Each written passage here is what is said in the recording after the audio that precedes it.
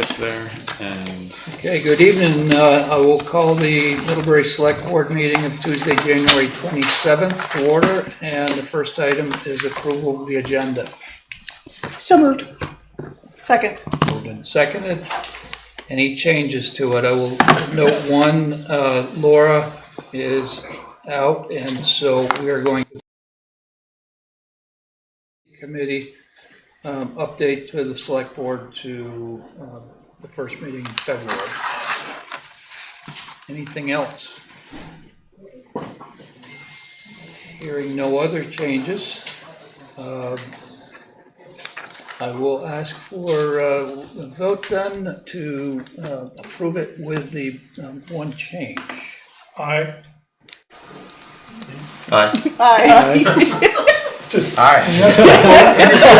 What was that? We got there. Okay. Next is approval of the consent agenda. Stage fright here. So moved. Moved. Do I have a second? Sure. Moved and seconded.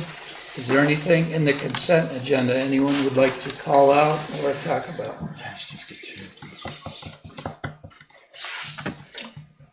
Okay, hearing none. All in favor of approving the consent agenda as drafted, signify by saying aye. Aye. Aye. Next is citizen comments. A lot of citizens here. Yes, please, Victoria. Victoria Duin, I understand about the salt shortage, and the partial use of it on the roads today has just been way less than successful.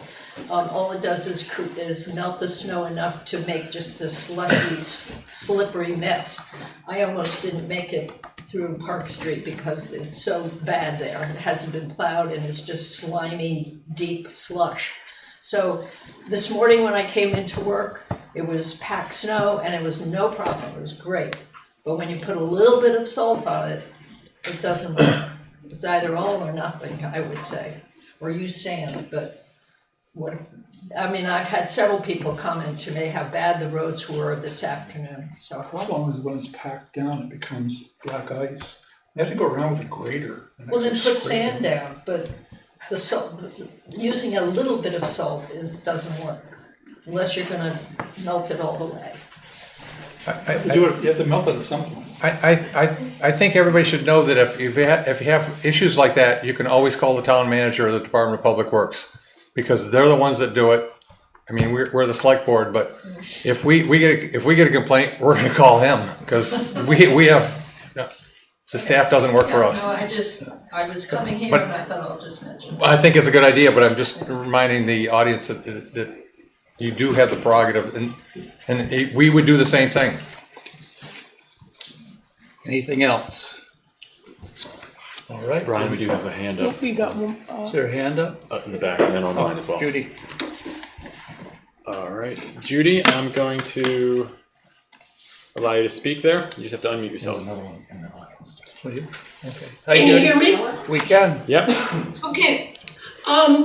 So I, on the other hand, would like to thank DPW for not using as much salt. No salt would be great.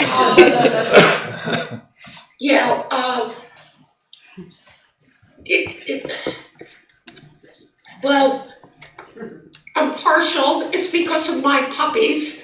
I walk them and, the salt just hurts their feet. But more importantly, increased salt concentration has been found in all of the tributaries to Lake Champlain, and it's not working. It's not good for the organisms that live in the lake. So I would applaud DPW's lessened use of salt. I know that won't make me popular, but thank you. Thanks. That's all. Thanks, Judy. Was there another? I Yes, have a quick, is it appropriate to have a question about the budget, or should that come up at budget time? at budget time. Anything else? Okay, then we'll go to the Ilsley Library and Dana and Chris. We haven't seen Chris in a long time. Good evening. Hi, everyone. Good You evening. work in pre-construction, aren't you? Sorry. We just couldn't let him go. So this is just one of our regular check-ins to let you guys know how things are going. I'll talk really quickly about the funding and cost spreadsheet that I shared with you guys, and then Chris can talk about schedule, and then we can take questions. So actually, I'm going to bring up on the screen just in case anyone wants to follow along. In terms of our project funding, the good news is that we continue to fundraise and get additional gifts.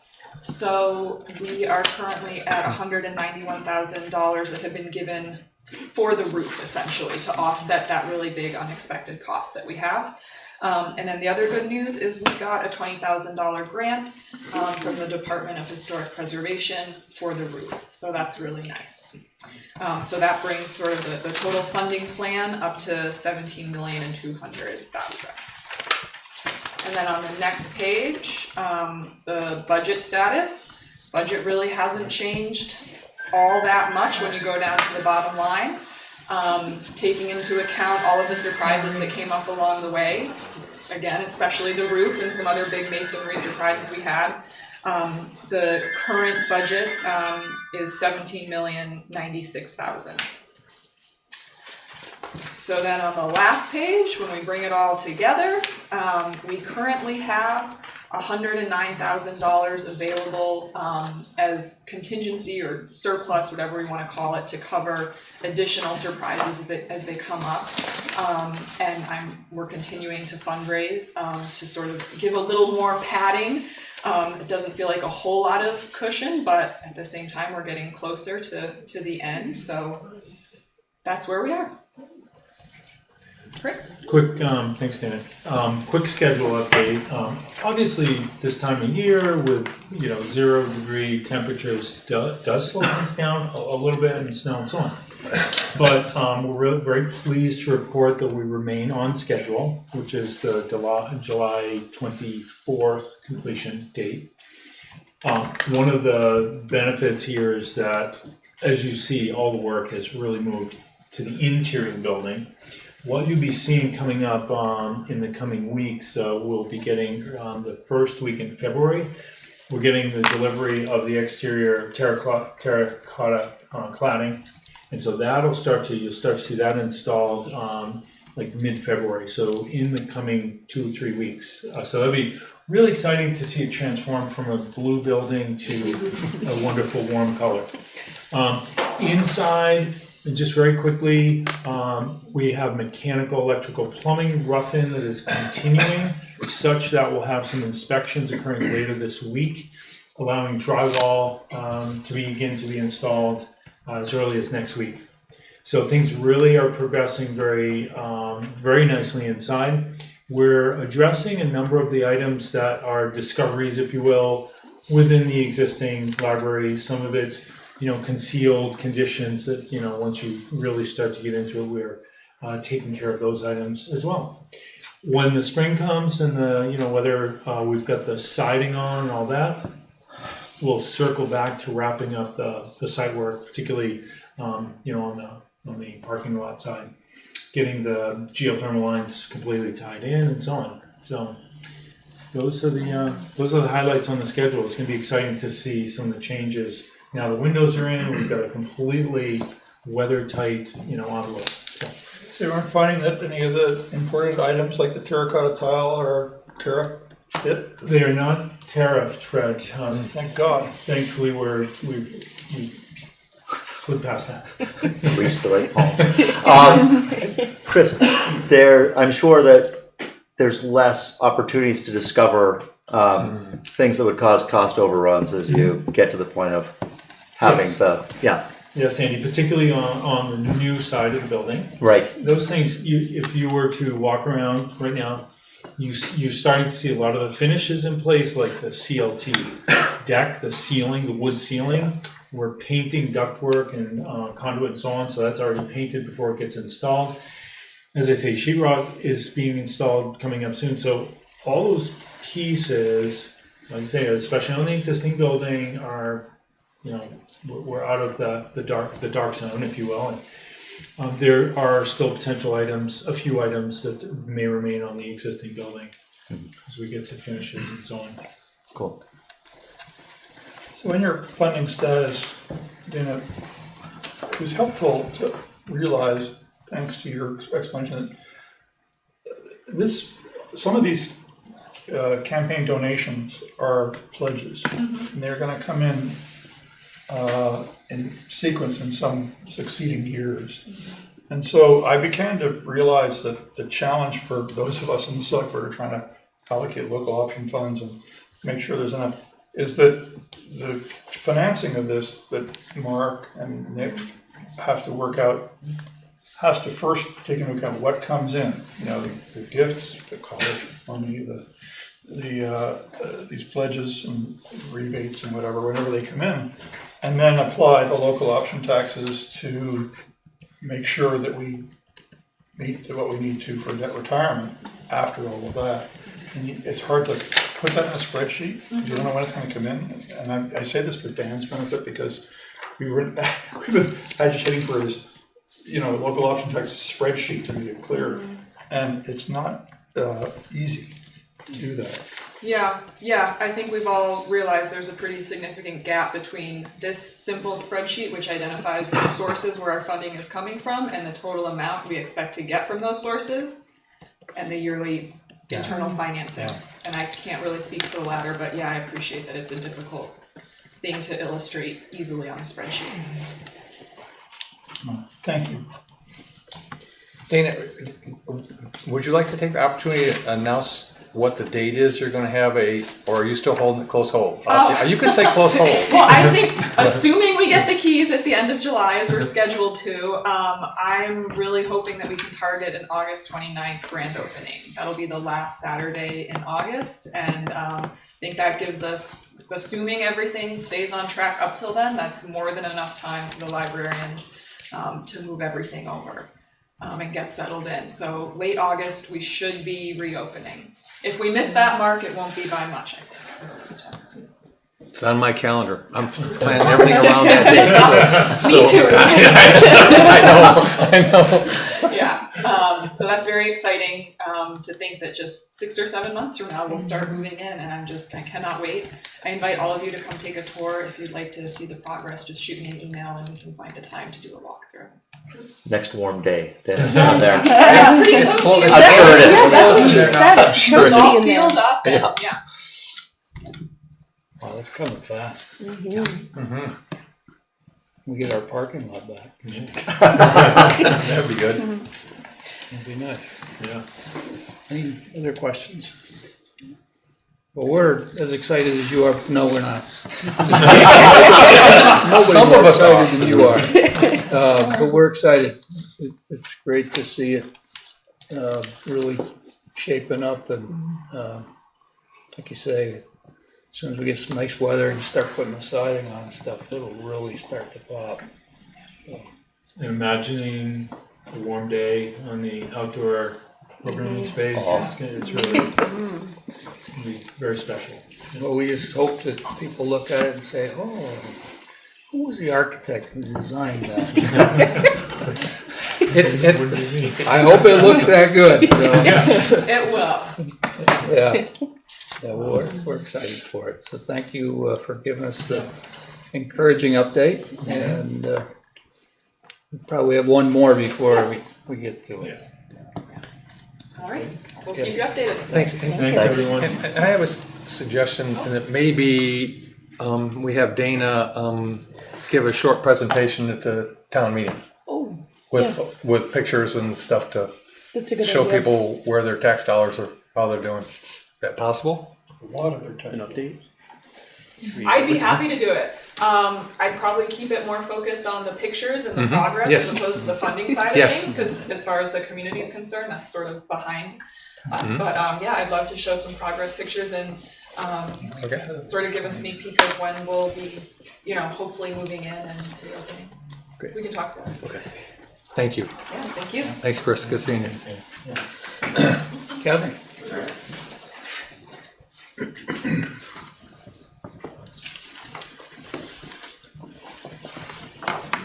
So we're talking trails again. A couple months ago, we first brought up the idea of the happy trail, as we were calling it. We had a really good conversation with you all, and you gave us a lot of good feedback that we took to heart, and we took it back and made a plan, and it's progressed quite a bit since our last conversation. For one, the trail formerly known as, the project formerly known as the Happy Trail is, we are now calling it the Mill Street Connector Trail. We've had talked to a couple of different people, and there was some concern about the previous name. We feel that since it's actually connecting, it's an extension of a trail that it makes a whole lot of sense. But I'm here today just to ask for your support, assigning a letter of support for our application to the Vermont Recreational Trails Program. And this grant that we're seeking is really a planning grant. It's not a construction grant. We felt that what we presented, the budget and our plan, needed a little bit more work. And so we're looking for funding, and we want to bring some experts in to help us, talk through some of these pieces. As I mentioned, the grant we seek is for planning only. If awarded, the planning work would position the project to be construction ready by May 2027, at which point we would return to Vermont to apply for a separate grant for construction funding, and that's usually how they work. So this project is a planning effort to extend and improve a trail from Mill Street downtown to Weybridge Street across both town property and Otter Creek Child Care Center. The grant request that we're proposing is for $16,451, with $3,370 of that which would be matching funds from MALT. And there's no financial commitment required from the town at all for this planning grant. The project would strengthen a safe and universally accessible connection between downtown Middlebury, surrounding neighborhoods, and Otter Creek. Right now, downtown has very few ADA or universally accessible trail options, or any trail options. So this project is an important step, we feel, in closing that gap. As we discussed previously, the town is already a partner in this effort as the owner of one of the parcels that the trail would cross. And this planning work aligns fully with the deed restrictions that require the land to be used for public recreation. And MALT would lead the planning process, coordinating with the town, Otter Creek Child Care Center, who've already provided a letter of support, and other stakeholders to address the design, environmental review, and permitting. And this funding from the grant, we hope, would allow us to fund an assessment, potentially by the Vermont Trail Accessibility Hub, Vermont Trails and Greenways, and Vermont Adaptive to help MALT develop a plan forward, including a budget, design standards, maintenance practices that align with ADA or universal access principles. We feel it's a low-risk, high-impact opportunity to improve public access, strengthen community connections, and advance a project that reflects shared values around recreation, accessibility, and stewardship. And we appreciate your partnership and request your support. I know you provided support already. Now we just need in a letter. Thank you for clarifying that the local match would not have to come from amending our budget. So on that basis, I would move to approve the draft town letter of support for the Middlebury area land trust proposed Mill Street Connector Trail grant application. Second. Any comments or questions? Hearing none, all in favor signify by saying aye. Aye. Great. Resounding. Thank you. Good deal. Yeah, and so the practicalities should We can get it signed tomorrow. tomorrow. Okay, then I'll Just reach out tomorrow morning. All right. Thank you so much. Okay. Thank you. Thanks, Kevin. Dave? Yeah, okie doke. So we have before us a draft policy that comes originally from an assignment late last spring. We had some delays with the committee just from scheduling, so it got sent back to you maybe a little longer than we thought it would, but nevertheless, it's here. Essentially, this is an idea that originally came from staff to all of you and then was sent back down to the committee to do some work on it. We took a look at examples, as we've done before, from other towns, Castleton, St. Albans Town, Essex Junction. We also got a lot of good input from Dave DiBiase and Crystal, who practically have been working on some of these issues in the past. And what we have in front of us is basically an establishment of a very basic set of rules for how the town disposes of personal property. It doesn't apply to real property. That would still, so land, that would still come to you guys for decisions. Anything estimated above a certain amount still comes here. So the idea isn't to take away all of your ability to dispose of big stuff. It's just the smaller it is, the more likely the town can have a pathway to dispose of it. The manager or designee, which practically speaking will probably often be Dave DiBiase because he just has so much material as part of his department, will make a determination when something's obsolete or redundant or no longer of use. We would utilize some very popular public bidding websites that the public will have an option to participate in. The goals here are to try to maximize the return value to the taxpayers for something that is no longer of use to the town, and we will manage as these things come up, as Dave realizes he's got something that needs to be put out to bid. It does not, like with any policy, you start learning about quirks in the road. We do obviously have special laws about the disposal of guns in the police department. We're not here to mess with that. Whatever rules are in place, that's exempted. We're not going to try to pretend to overrule that. The classic example of the library used book sale, we're not trying to overrule that. That can continue as it is. But it's a pretty straightforward, simple approach to having a process. It creates transparency and predictability as to where town taxpayer assets go when they're just of no longer practical use to the operations. So that's the 2-minute summary. Fred? So David, Yeah. I'm looking at section 4 between B and C. Yeah. So C says the town may donate personal property if approved by the select board. Yeah. And it doesn't need to, so is there, and you read section B and it says that personal property with an estimated value of greater than 20,000 also requires 20,000 select board approval. Mm-hmm. I think the also is Okay. unnecessary, but is there some amount? Does every donation in C require approval? Yeah, so there was no amount, and the story behind that is in looking at other towns, there was often an acknowledgement that while 99% of the time, if it's a set of tools or a this or that, we're just going to try to sell it and get as much money as we can. But there could, in theory, be a situation where the select board wants to donate a set of tools to some nonprofit. But in C, you don't really mean that every little thinky tool you want to get rid of. No, that's just to come to us. No, that's just for donations, and we don't expect there to be that many donations by and large. We expect most of the time we'll be selling the stuff off on the public website, not donating it. But if there is a desire to donate, Fred, what are you thinking of? that really Some takes away. amount that is nominal. But like what kind of thing? Well, there are still people in Vermont who like to fix things that maybe Public Works doesn't want to fix and make them work again, or use old tools when they replace them with more modern tool sets. And we might donate things to nonprofits. It just doesn't seem like everything needs to come to the select board and see. And some discretion to the manager and the amount consistent with B. It's awkward to figure out why everything in C literally has to. It's a good point. I mean, the spirit of it is just, I think we presume the vast majority of the time it wouldn't be donations, it would be selling the stuff. But if we feel like small dollar donations aren't worth coming here, I think that makes sense, and I think that you could probably modify that and put it on the consent agenda for our next meeting, if we're otherwise okay with this.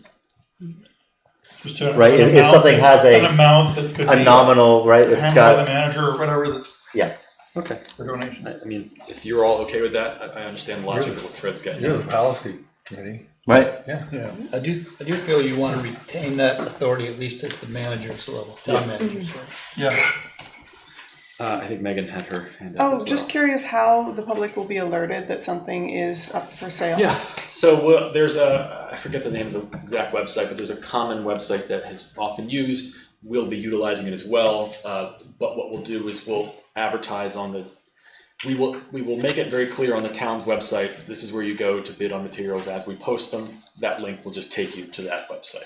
Okay. So we won't So someone will recreate the need wheel. to be like checking the town website Right, so it's regularly. yes, I mean, practically speaking, we can, this isn't that big of a town, right? So we don't have a massive amount of stuff that we're selling every day, but we'll try to do our best to make it clear as to where you go to bid on things to the extent we're publishing them. I think it's Municipid. Yes, It's something like that. the It's a primary. common platform for towns to sell Right. stuff, basically, and people often will go there looking for whatever. I just wonder if you could also pop it in like the email Yeah. communications that we have with residents, or even a front porch forum thing when something comes up, just to draw more eyes, because if we want to sell the stuff, then more eyes are good. Yeah, and a big portion of the conversation at the committee was about making sure that local residents were aware of and had an opportunity to get things before it got snatched by whomever outside of the community. So one small note as well, and Dave DiBiase found this, we have an existing town policy from 1977. Back in time. It's so short. Yes, very succinct back then. you can imagine how that came about. Basically, it says you can't trade a vehicle without coming before the select board. One obviously conflicts with the other. So the idea would be we are asking you to void the older one and allow the newer one to govern the This process. came from George Foster complaining that an old police car was lasting, that they traded away lasted longer than someone driving it around town. It looked bad. So moving forward, it would be based on the estimated value of the item, not just whether it's a car. Sure. So Great. that's where we are. That's And why so that's in we're there. also rescinding trade of town vehicles adopted January 1977. When we Yes, adopt this. that motion's in there. Yep. There's two motions. Okay. Any other questions? And they'd be on a website, actually an auction style. That's what it sale. is. Yeah. Yeah, okay. Yep. So, And ready to make these motions? I think I'm ready for the first motion. I move to rescind the town current policy on the trade of town vehicles. Second. Moved and seconded. Questions on that? Pretty clear, right? All in favor? Aye. Aye. Now. All right, I move to approve the proposed town policy on the disposal of town property. Second. But we want an edit in here regarding, Yeah, We have So a there's a friendly, modification be introduced at our next meeting. yes. They were gonna hold off on this. Yeah. Okay. Yeah. Yeah, put it on the consent agenda for the I'm next not gonna bring Yes. it to a vote, Yep. because as we approve it in, Motion withdrawn. Very good. we approve it in spirit, but we need a friendly change to it. yeah. Okay. So, So we'll put it on for next time. What if we have to trade vehicles between now and then? Policy. well, we go by the, It's gonna be okay. Yeah. so Laura's not here. Mark, finalize our budget. Nick's joining us remotely also, so if we can go promote him. Victoria, you should be happy. We've made it to the last step in this year's budget process until town meeting day, and we've also made a few updates to the draft budget since the public hearing on January 13th. So I just wanted to walk through those in order by line. It's only 5 changes, so it won't take long. Line 31 is the first stop. We increased the local option tax revenues by $50,000.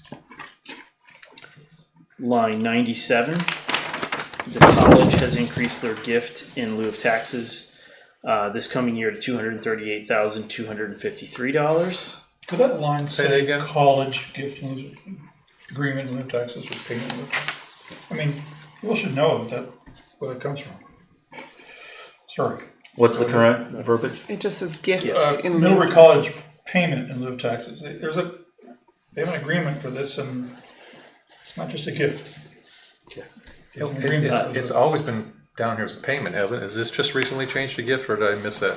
I don't, this is my first budget year. Gifts in lieu of taxes. Okay, I know the college speaks that way. Yeah. And what did you say? $238,253. So they increased it by $50,000. $50,000. Okay. In line, You're on version 8, we're on version 8. and we have like 6, but Yeah, probably. we can't keep up with the paper. We do have version 8 up on the screen if you want to follow along there. But you It's sent just us- a little you boring, sent us this Friday. Is there It's anybody in the in room Dan, can it's read on the that? packet, Dan. Good. Dan, it's on the packet. You can zoom Oh, on I your can- computer. I know I can. But But this is the same as you sent us Friday. I like paper with I this know, stuff. I know. Mark, is this the same one you sent us Friday? This was the version posted on Friday, yes.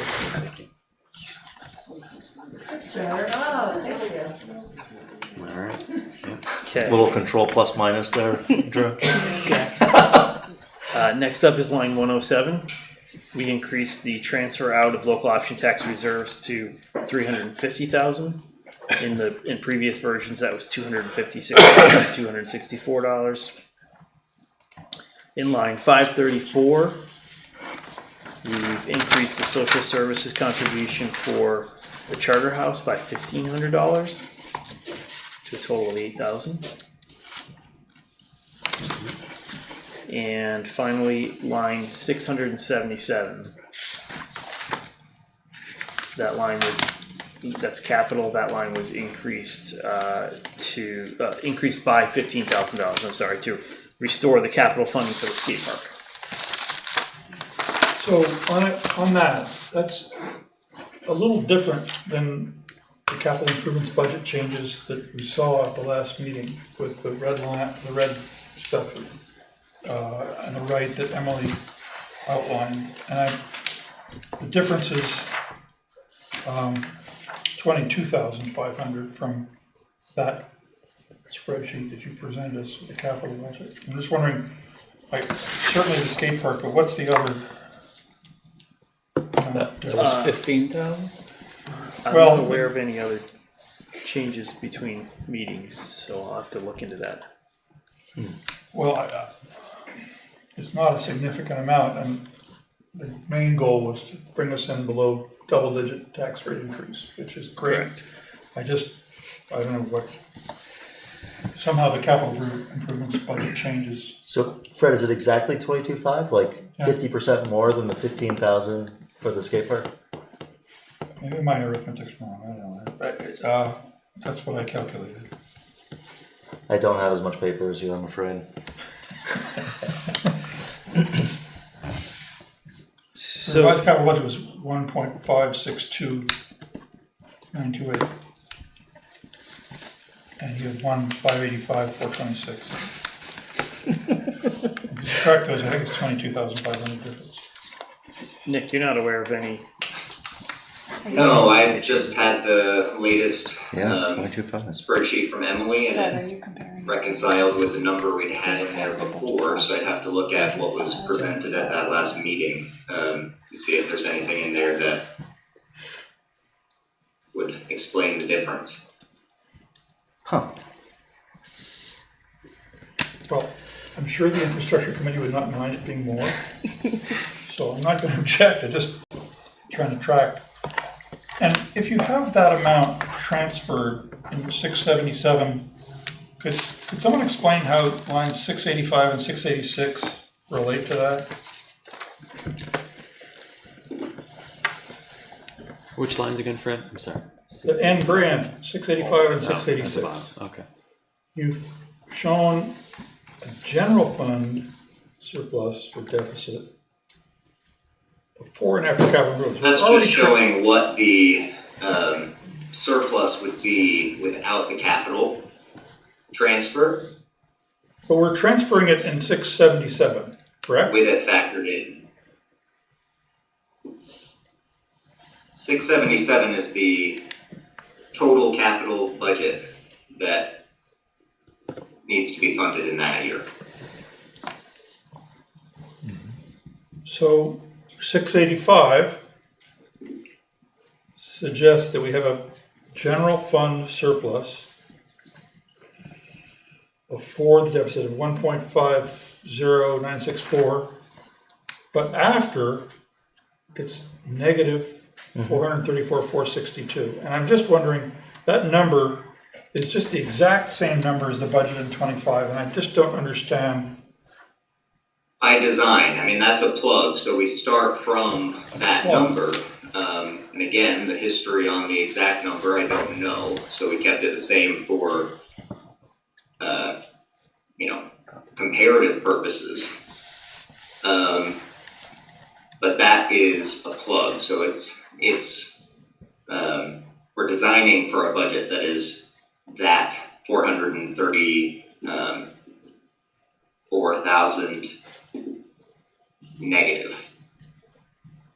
So that's, it's not a coincidence that it's the same amount. It is a coincidence. Well, it was. Sorry. So what does this mean? You use that plug, same number, coincidence number, to control back the capital improvements budget? The full budget. No, it doesn't have a direct effect on the capital improvements budget, but it does. At the bottom, we're showing two different deficits. One that is net of the capital improvement transfer, and then the surplus beforehand. So just to show the distinction between kind of the operations budget and the capital budget. So the capital budget is an amount within the general fund, right? Mm-hmm. And so in FY26, column F, we happen to have a surplus, 147,927. Probably this year we won't, given the snow and the salt and whatever, but it goes up and down. But the capital improvements part those are committed funds, are they not? I mean, you commit them through the budget. So they're budgeted funds. We haven't committed them until they get into the project, right? Mm-hmm. So, well, the audit calls them committed. It's a term. Well, those are previous year's commitments. Previous years are committed because we've obligated them with contracts. This is a budget. Okay, I'm just trying to understand why we have lines 685 and 686 here at all. They seem to show that we have we're counting capital improvements after the budget bottom line of 682, the general fund expenses, again against the whatever surplus we have in the general fund. And I just don't understand that. 685, I wouldn't have an issue getting rid of that line, but I think it's important to show 686 so we understand that as things stand today, we don't expect to raise enough money to pay for the budget in its entirety. Right. I sure wish we could have a balanced budget. Normal people hope that governments budget this way. By budgeting a deficit, we actually exclude that 464,000 from the estimated tax rate increase. Correct. Mm-hmm. Which kind of is a gimmick to show that we actually need more money than the estimated tax increase is going to raise. And I really don't like that. Is there a way we could work this? It doesn't disrupt you in any significant way, but we need this money. Let's put it in the budget as a transfer that we need from the general fund. But Fred, where would you budget for like things that might come up? Where do you put exigencies and well, we can use local option tax money for that if we want to. But we don't really know how much is needed for just general operations. paying payroll in between tax due dates and all the things that come up, and how much is really there. In any given year, as a former department head, I can say that there are unexpended revenues and from the planning and zoning office, or that we don't spend any money on the town clock. We don't actually expect revenues for parking tickets and speeding, because we don't want to seem like we're at a quota, to go find people for speeding. So there's a bunch of little things that add up to the overall general fund budget surplus every year. Sure. And we don't know, that varies, and in years when it's a heavy winter, we don't experience that. The local option tax is a fund within that, or account within that, as are capital improvements, and that's restricted money for those particular improvements, or the bridge in Ilsley and whatever we've done. It's different. And the difference is how we restrict funds and what's really available for contingencies. And I think people want to know that we're saving what we need to save prudently for emergencies and payroll and whatever, but not, squirreling away a lot of money and having to raise more taxes than are needed. Sure. It's just trying to make that more transparent and clear, and it's hard enough for select board members, let alone citizens out there who don't study this shit. I'm not objecting to it. I just it's challenging to. If your goal is to get rid of that deficit line that I completely share with you, I don't see any fluff in revenue lines where we could move in that direction this year.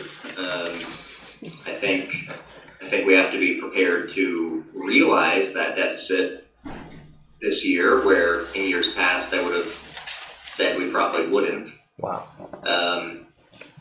But yeah, my number one goal after this year is to start getting that line down, because that eventually will not be sustainable. And another thing, Nick, while we have you, I'm sorry you're not feeling well at home, but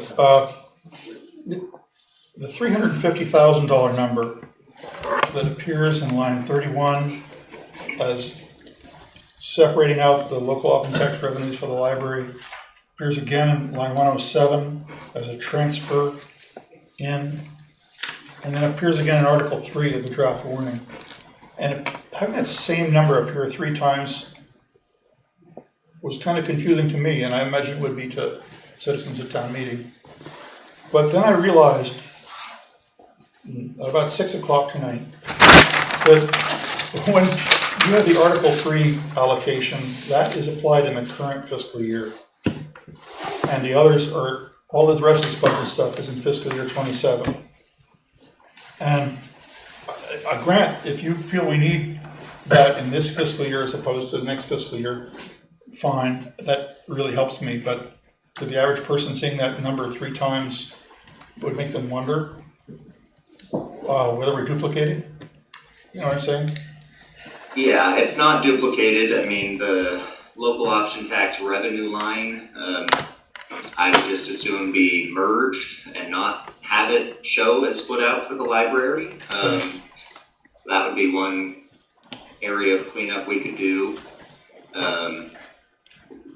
But yeah, it's 2 different mechanisms. One, you're basically projecting what the revenues are for the local option tax, and the other is drawing down the reserve that we've already built up. So that additional transfer in from local option tax, that's like a savings account that we actually withdrew money from. And here's where that spreadsheet, although you may not care for it, of the local option tax projections, so we can plan how can we allocate money that we say is for offsetting debt service and capital improvements, but really operates to lower the tax rate. How can we plan for that? There's really no projecting that fund, because we assume that we are going to use the difference between the revenue line and the debt service and the college gift and all that. We assume we're going to use it in the year. And it's only if we beat our expectations that we have enough to transfer into that reserve. And so projecting a different figure, I mean, we always project for that to basically stay flat. So to project a different figure would be saying we were undercounting it in that top local option tax line. And I definitely this year do not feel that we are. So I don't foresee that there will be much of any transfer into that reserve at the end of the year. So there's no Which would question, indicate that FY27, unless you spend some of that money, it would be the same as the end of FY26.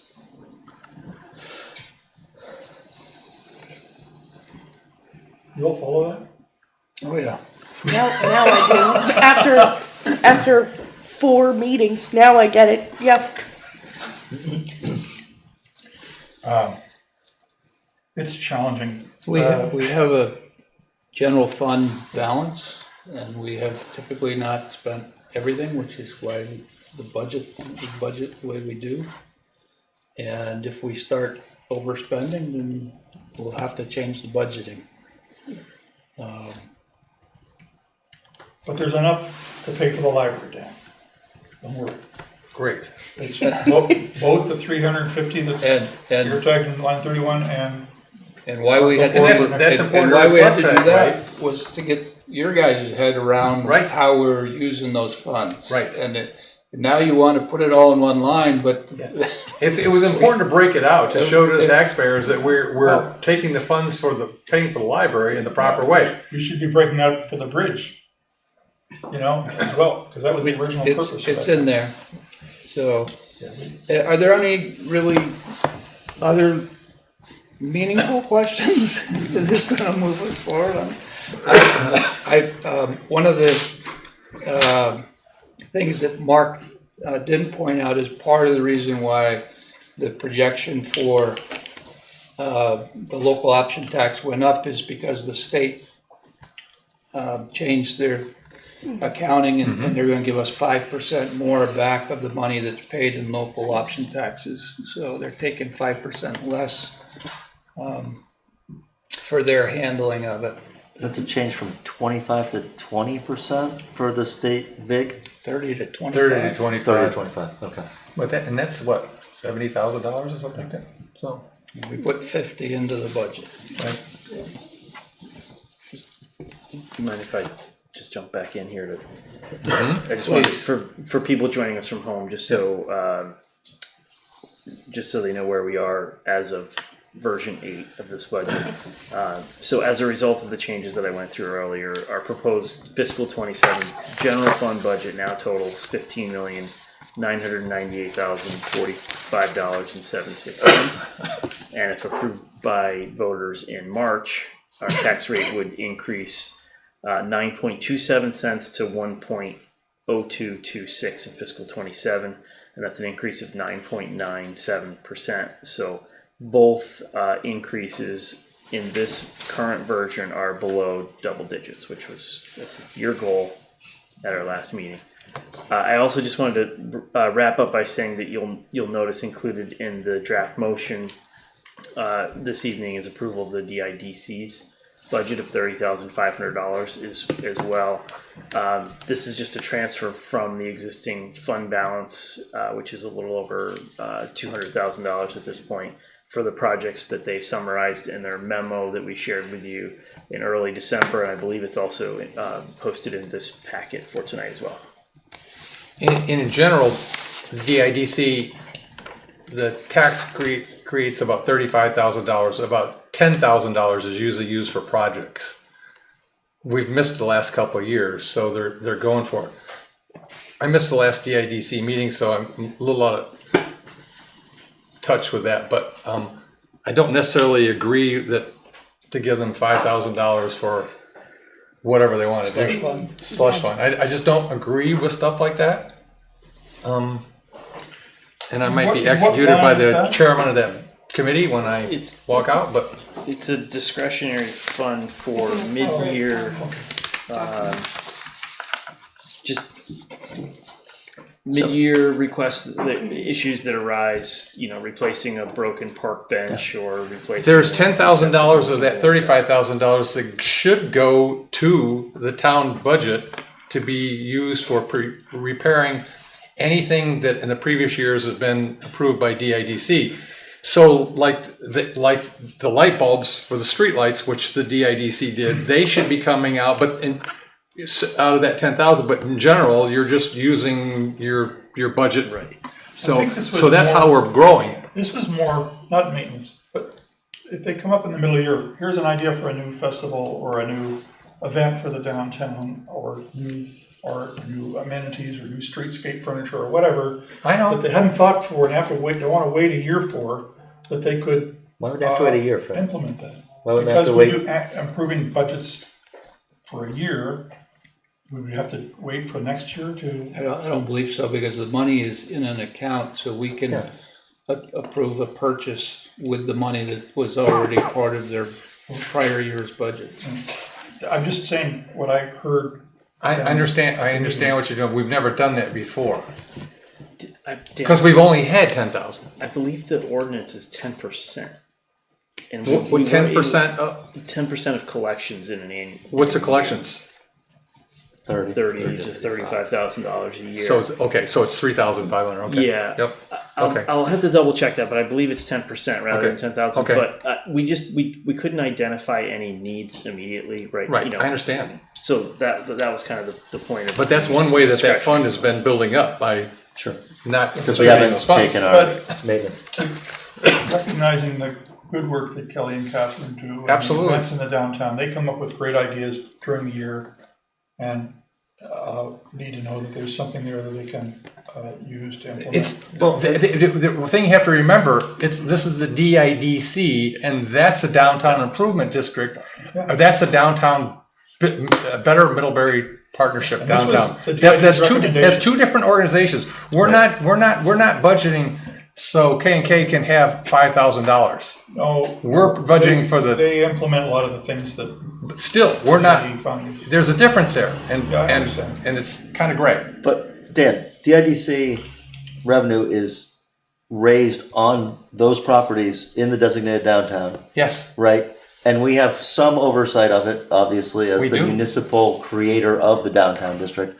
But this is money that they have basically taxed themselves for these projects. I think as long as we're getting good reporting on it, I'm not that concerned. I think any of the projects, according to the ordinance, the projects have to be approved by the select board. Is that correct? For the town infrastructure, yes, but they do things that aren't necessarily town infrastructure. Never have we done things that are not town infrastructure. We've bought things. We've purchased things. We've not funded events or anything like that. It's the Downtown Improvement District, and we buy stuff. Benches, coverings for the plants, the town infrastructure part of it, yes. But the DID funds services and marketing for the downtown, not just infrastructure. No, that's not true. Well, we give how much to 15,000 from our budget here. Sorry, I thought you meant the DIDC budget. From our general budget, we give $35,000. That's a separate thing from the general fund. It's not. You're referring to the contribution to BMP, right? Yes. There's a contribution to BMP. Yep. And that's not to be confused with DID. I know it. I'm trying not to confuse it with DID, but you're kind of confused DID with the BMP. $30,000. $30,000 they get. So they get $30,000 to do with what they want. The BMP. The DIDC contributes or does not contribute? They also contribute $15,000. I thought they did. Yes. So that's the portion that goes towards marketing, Fred. So that there's not additional funds that come out of there for other stuff. It comes out for at least the ordinance on the DID for the last 10 years. It's come out. Money and marketing money. Marketing money? Yeah. The marketing goes to the BMP. Yeah. They were And given the idea was 15,000. that the DID board wanted to have some amount that they could use for an additional art project, like they did on Mill Street. Or something that comes up, that their creative ideas come up with during the year without having to wait for this time next year to okay it. They could That's come all to the they asked select for. board. Well, it has to be approved. Have to be approved by the select board. That's what they're asking. They're asking for pre-approval. They're asking for money to use, within their board without coming to us.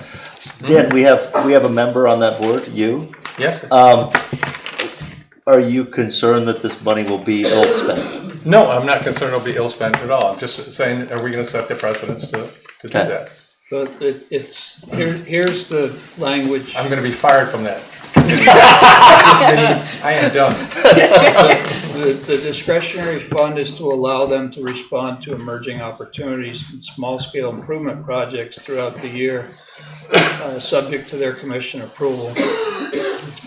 Possible uses may include purchase and placement of additional public seating, such as benches, picnic tables, Adirondack chairs, beautification projects, or other initiatives that enhance the downtown experience. So it's not marketing.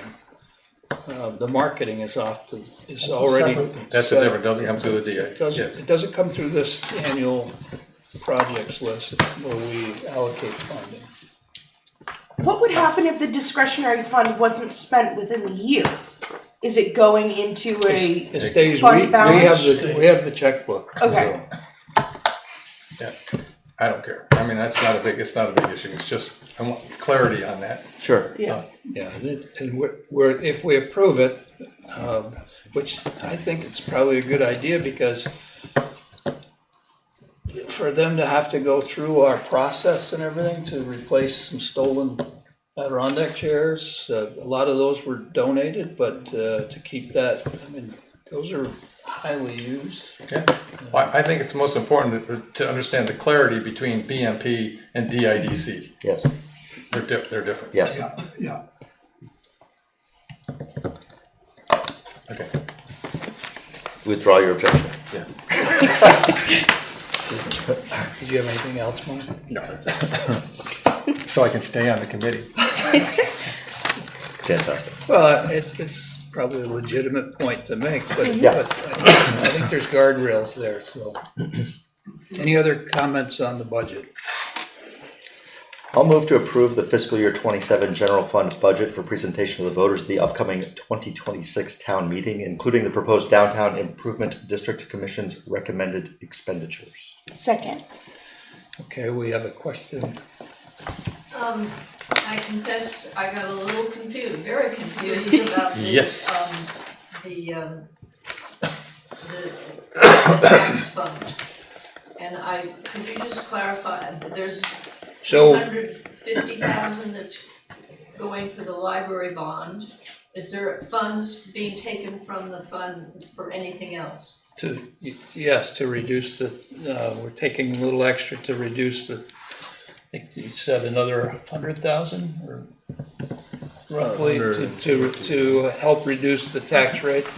There was something about 265,000. That's the college's total contribution.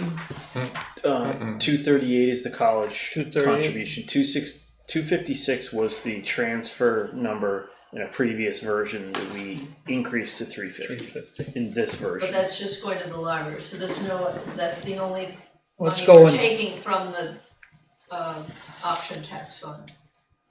Oh. In line 31, Yes. there's 350,000 is allocated from the rest seats of local option, just for the library debt service. And then in Article 3, no draft warning, there's also that same amount. And the difference is that one is in one fiscal year and one is the next fiscal year. Budget, No. this is fiscal year No, they're 27, Article approving. 3 happens in fiscal year 26. There's your confusion, Fred. They're approving the 350 that we have on the. We're not going to bring another 350. Right. This is where we go to ask the Right. voters to approve that utilization of So 350,000. line 107, 350 Wait, so is not airtight for the library particularly. It's to produce a tax rate, correct? Well, it's for the library. It's for the library, ultimately. The voters are approving it in the budget, and they're also separately approving it in Which this is why we individual want to get article. away from having that second line. Yeah. So if they vote the budget, if they say yes to the budget, they've already approved it. Effectively. It's a bit redundant. So why I do we think. have Article 3 then? I understood that Nick makes these transfers on the Article 3 kinds of questions in the current fiscal year, and that this budget is voted for the fiscal year 27, the next fiscal year.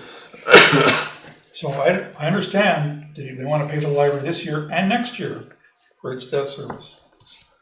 That makes sense to me.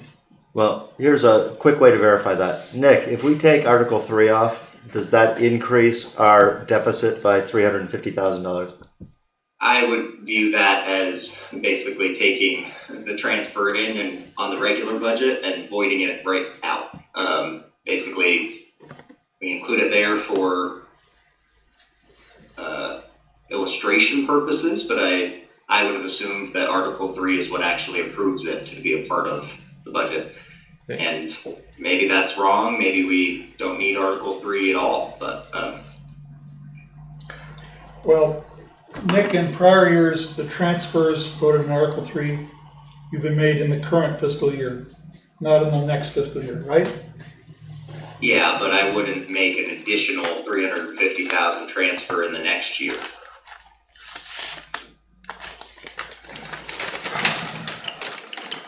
Well, It's the I 350 just on the think vote. this needs to be made simple and clear to the town Yes. meeting. So do we. It's no different than what we've always done, Right. and it's in the budget, and and it goes back to the way the local option tax was originally established. And when we built up a lot of additional funds in our kitty, we said we want to use these for constructive purposes. And so we have every year gone out to the voters. We've learned that that's not necessary, but without the select board taking action, because the funds are in our checkbook. And we we can use those funds in our budget, but we've tried to be open to the voters to show them that these are excess funds and we're using them for this. And so that's what the purpose of the article is. It's in the budget. You're not spending it twice. Yeah. It's saying, okay, we recognize that those were funds that were collected on local option tax and that we're utilizing them for this purpose. So Last year, we paid off, please, Fred. Last year, we paid off the police station work that we'd done. This year, and according to the vote that when we went out to voters last year, what we're doing now is we're utilizing the funds in accordance with what the voters said, that they supported the library, but that we would utilize some of our local option tax funds to pay a portion of the debt on the library. That's already been voted, so we really don't need to vote it a second time, is what I'm trying We to don't need to say. have Article 3. Fred, we're gonna deal with this on another time, because we really ought to Can I, have a discussion add about something? just the article, about how we're handling it when Nick can be here. It's So we very, said- if you don't confuse everybody, it's very clear, at least to me, that we're approving what we've already talked about, which is moving funds for the library. And if we leave that in, we can explain that those are the funds that we talked about allocating towards the library from local option tax proceeds. can we explain that in the article succinctly and with some clarity so that there isn't confusion? Since Can we we've just- already had bond and all the attorneys review it, I think it's I can easily, or Mark could easily explain that as part of our presentation at town meeting versus going back to the attorneys and spending more attorney fees on something that is really fairly cut and dry. So, We can build it into the presentation for. that'd be great. Yeah. I don't think it would have been as confusing if we hadn't run around the horn a few times here, but And if I could just make a suggestion, the difference between the seventh version for the budget at the public hearing and the changes for tonight, it would have been nice to highlight where the changes were, because when I looked through, I didn't know where to look for where the changes had been made, so just so you can compare without rereading the whole thing. Sure. Yeah, good move. I just, it wasn't, I think if I understood correctly, we have a $400,000 or something deficit, and we're just gonna have a deficit, but it's not clear to me. Sorry, could you go? Oh, yeah. Thank you. And if you could identify yourself for the minutes. Yes, Dorothy Mammon, Middlebury. I think I've understood that we're gonna have a $400,000 deficit in the budget, and we're gonna just carry that deficit, but I don't know as a person what that means. Where is that money gonna come from? If we're taking it out of the general fund, or we're taking it out of the general fund? it's out of the Fund general fund surplus that surplus. we carried forward to the next fiscal year.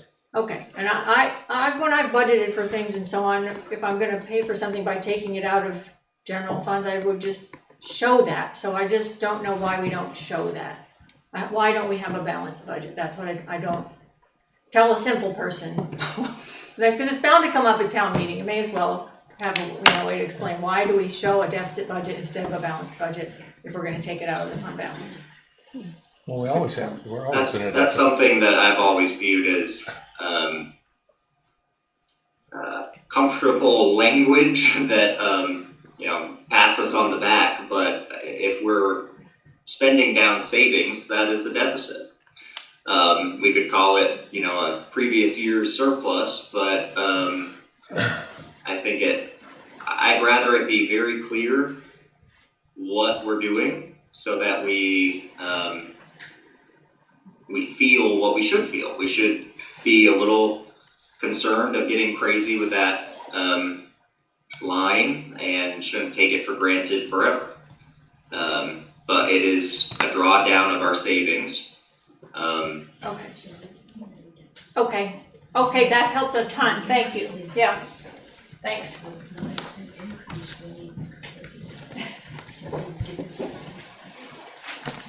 That's right, you did have a question on the budget. I did. Ellen Cronin, hopefully I can be quick, but I have 4 comments. So the first one is to repeat what Victoria said, when you go from version to version, you need to highlight it. Otherwise, how can we follow what you guys are talking about?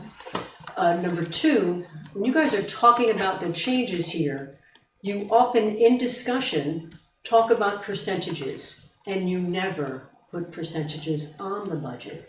And so that is often very confusing, understanding, where we're making some pretty big changes. And then along with that, the budget is obviously going to change a lot in all the discussions that are had. And very rarely have we seen a driver document. So we're not seeing percentages, all we're seeing is dollars. We don't see anything with notes or asterisks or anything which say, these are our real drivers for where we're having changes in our taxes. So healthcare's gotta be there, staff healthcare. There are certainly 20 really big ones that are making the changes. There is a major drivers presentation from I think December 9th, the first meeting. And we brought it up in almost every other briefing except this one. Okay. So we have a last driver. briefing, I didn't hear that. I think I heard it in kind of like in passing, but not really highlighted. And I think that's important because we should be looking at that as it's changing year by year. And the same reason why we should have that deficit, because it should make us be a little queasy. And those major drivers will be covered again in the annual town meeting presentation, just to bring that to all voters' attention. The percentages that I was referring to are on the estimated tax sheet that's also posted in our packet, so that's where that information is coming from. Okay, and if you want to find that. I'm just following it along from the budget document we just had before, so. It's a separate it's a separate PDF, but it does live on the website if you want to take a look at that as well. And there it is on the screen. There it is. Okay, great. I mean, and I'm thinking of it in terms of percentage changes on any changes you make. Oh, understood. By line by line. Right. Sure. Yeah. I don't want to completely belittle this point, but I think that the commissions and anyone who submits a budget to the town, to the select board for approval, maybe needs some training on how you write a budget. The budget for $30,000 for the DIDC, their documentation was sloppy, and I think to me that's the main reason to be concerned about that budget. I think your concerns are valid. They listed a value of $9,000 was the last time that they made a payment for the particular art project, and they said, oh, well, let's just make it $12,000 instead. We've got the money. And then they said, oh, our budget's gonna be about $25,000. Let's add another $5,000 on top of that.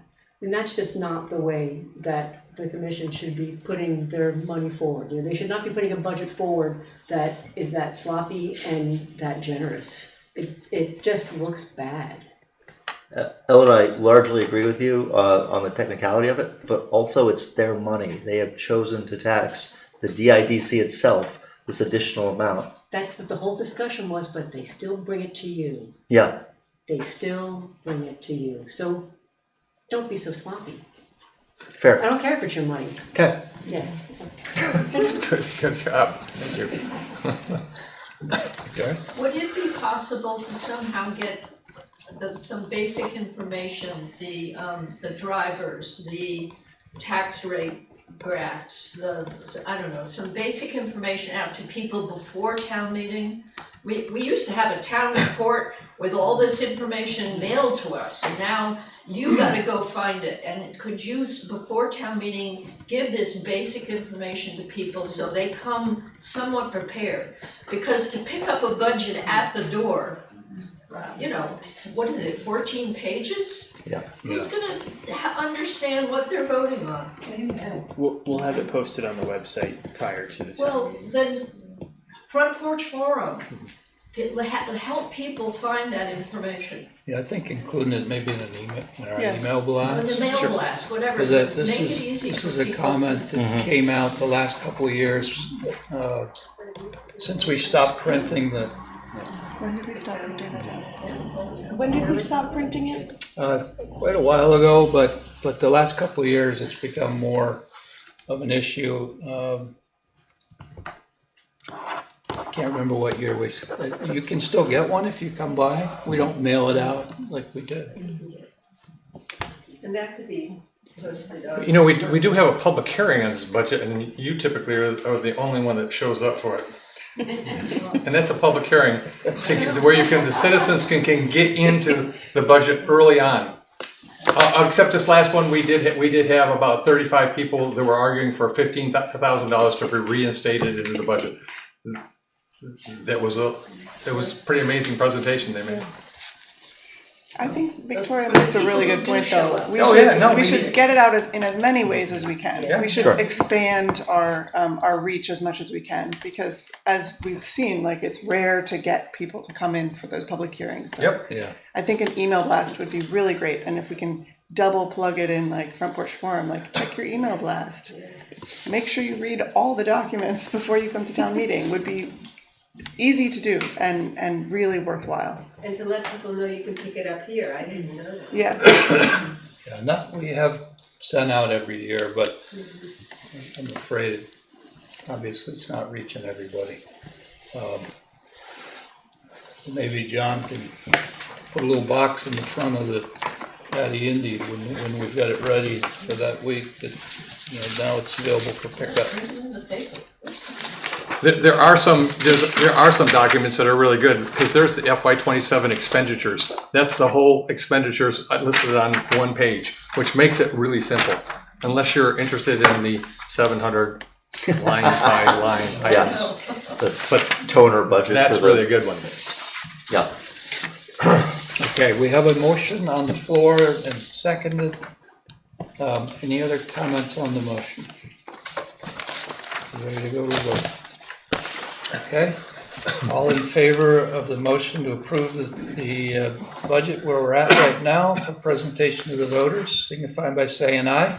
Aye. Aye. Any opposed? Abstention? Which way are you voting, Fred, here?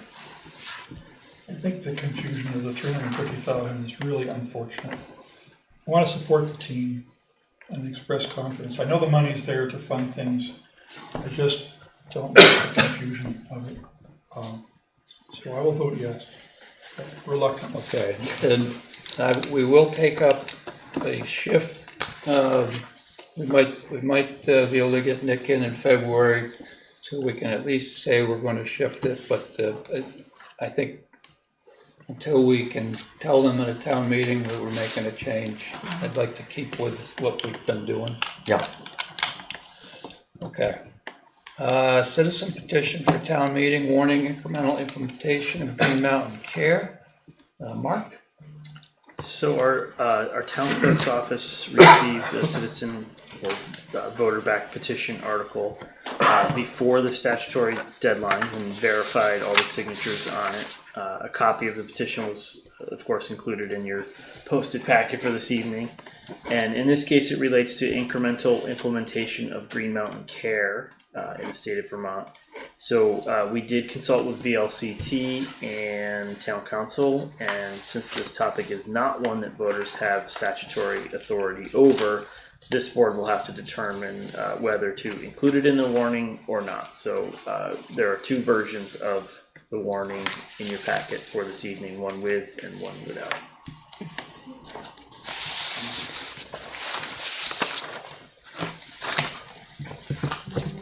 I'm gonna guess somebody's a ringleader here. Would somebody like to just come forward and make a pitch why it's important to go in front of the voters? Doc? Okay,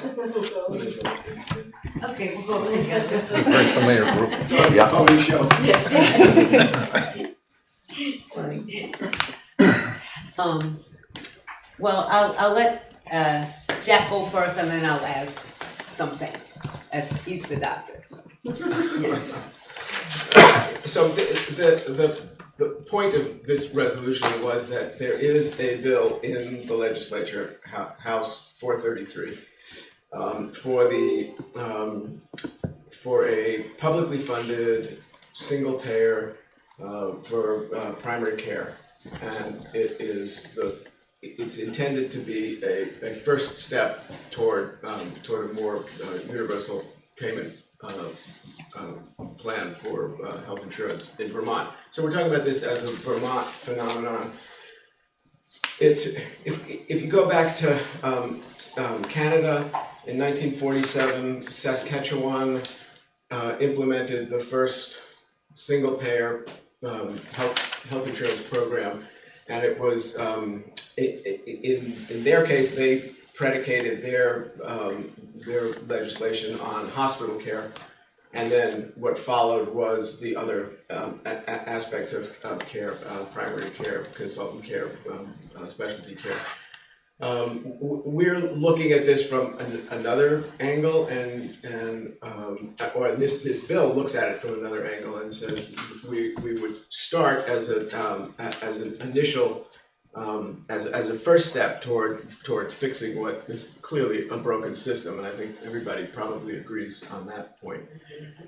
Starting with primary care, mostly because primary care, and as a primary care provider for almost 50 years in Vermont, I know that my primary care saves huge amounts of money by intervening, by identifying, and by preventing illness rather than waiting for people to appear in the emergency room or for illnesses to go untreated or for, so there's no question. I think it was $1 spent in primary care saves $12 in corrective care and further care downstream.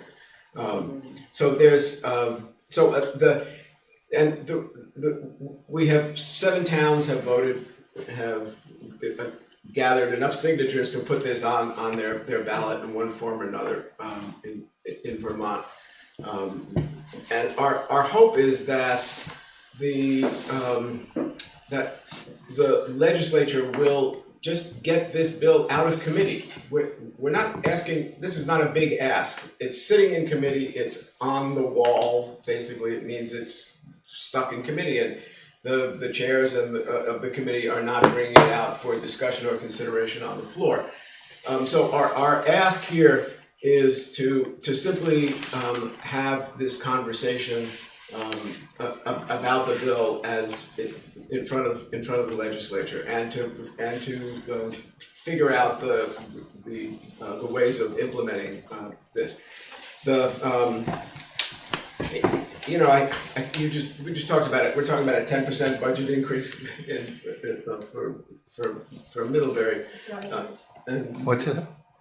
Pardon? There was another comment behind you. I'm saying the drivers. Oh. No, huge drivers.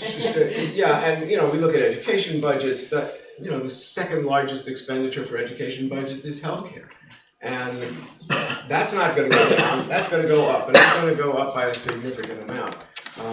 So we have a failed system in this country of financing healthcare. Of the 33 industrialized countries in the world, 32 of them have a single payer system of one, and there's variations on how you implement that. But we are the only outlier that still continues to depend on a profit-driven insurance-based system for healthcare. It doesn't work, and it should be clear to everybody that this is a failing system, and it is failing at a rate that is clearly unsustainable. So our ask here is, and this is clearly town business because this affects everybody in town.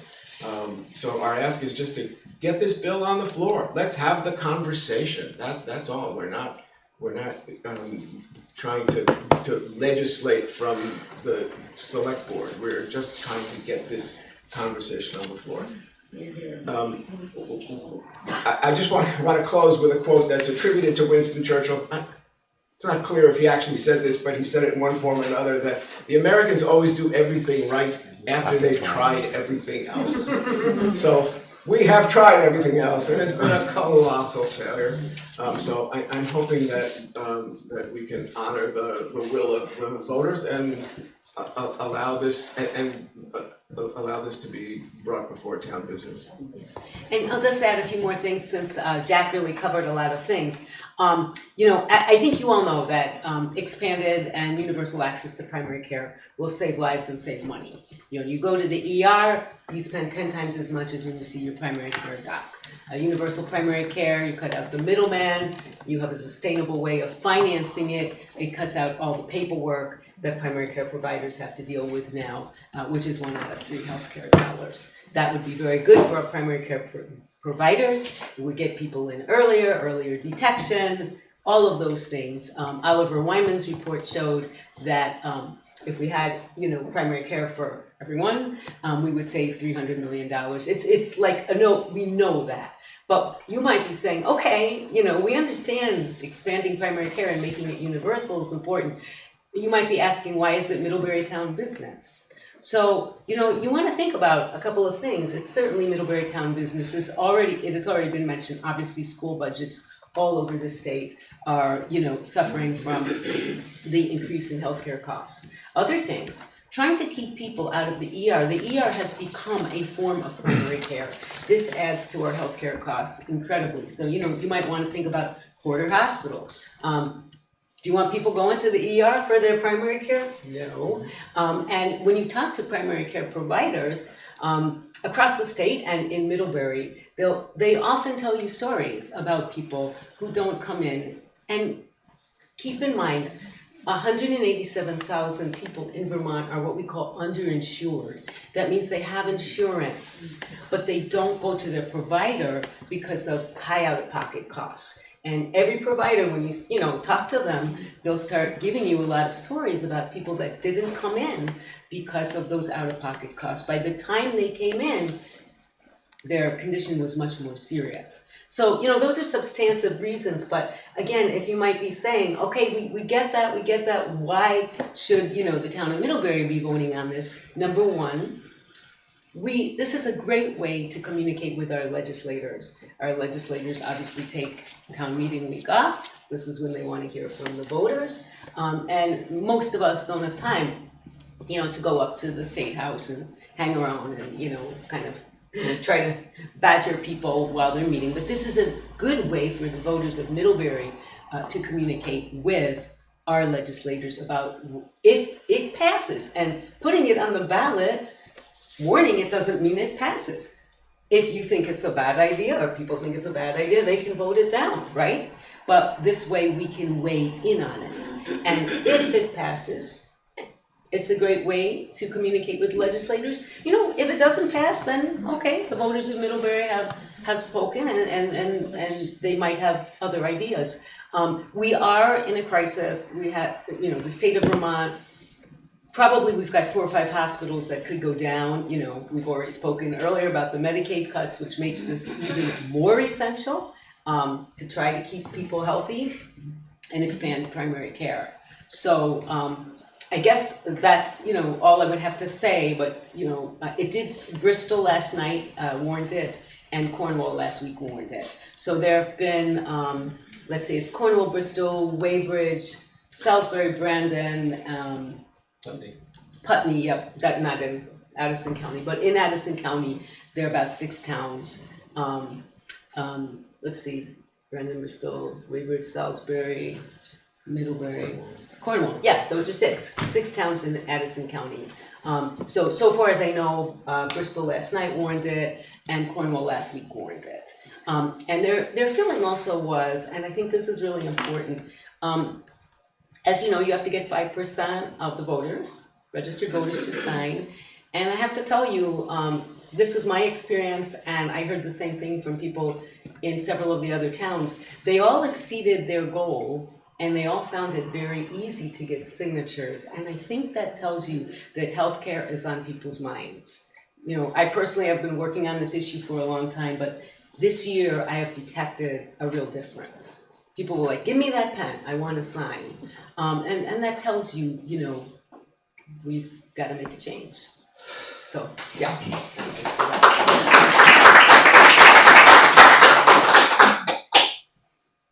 Thoughts from the board?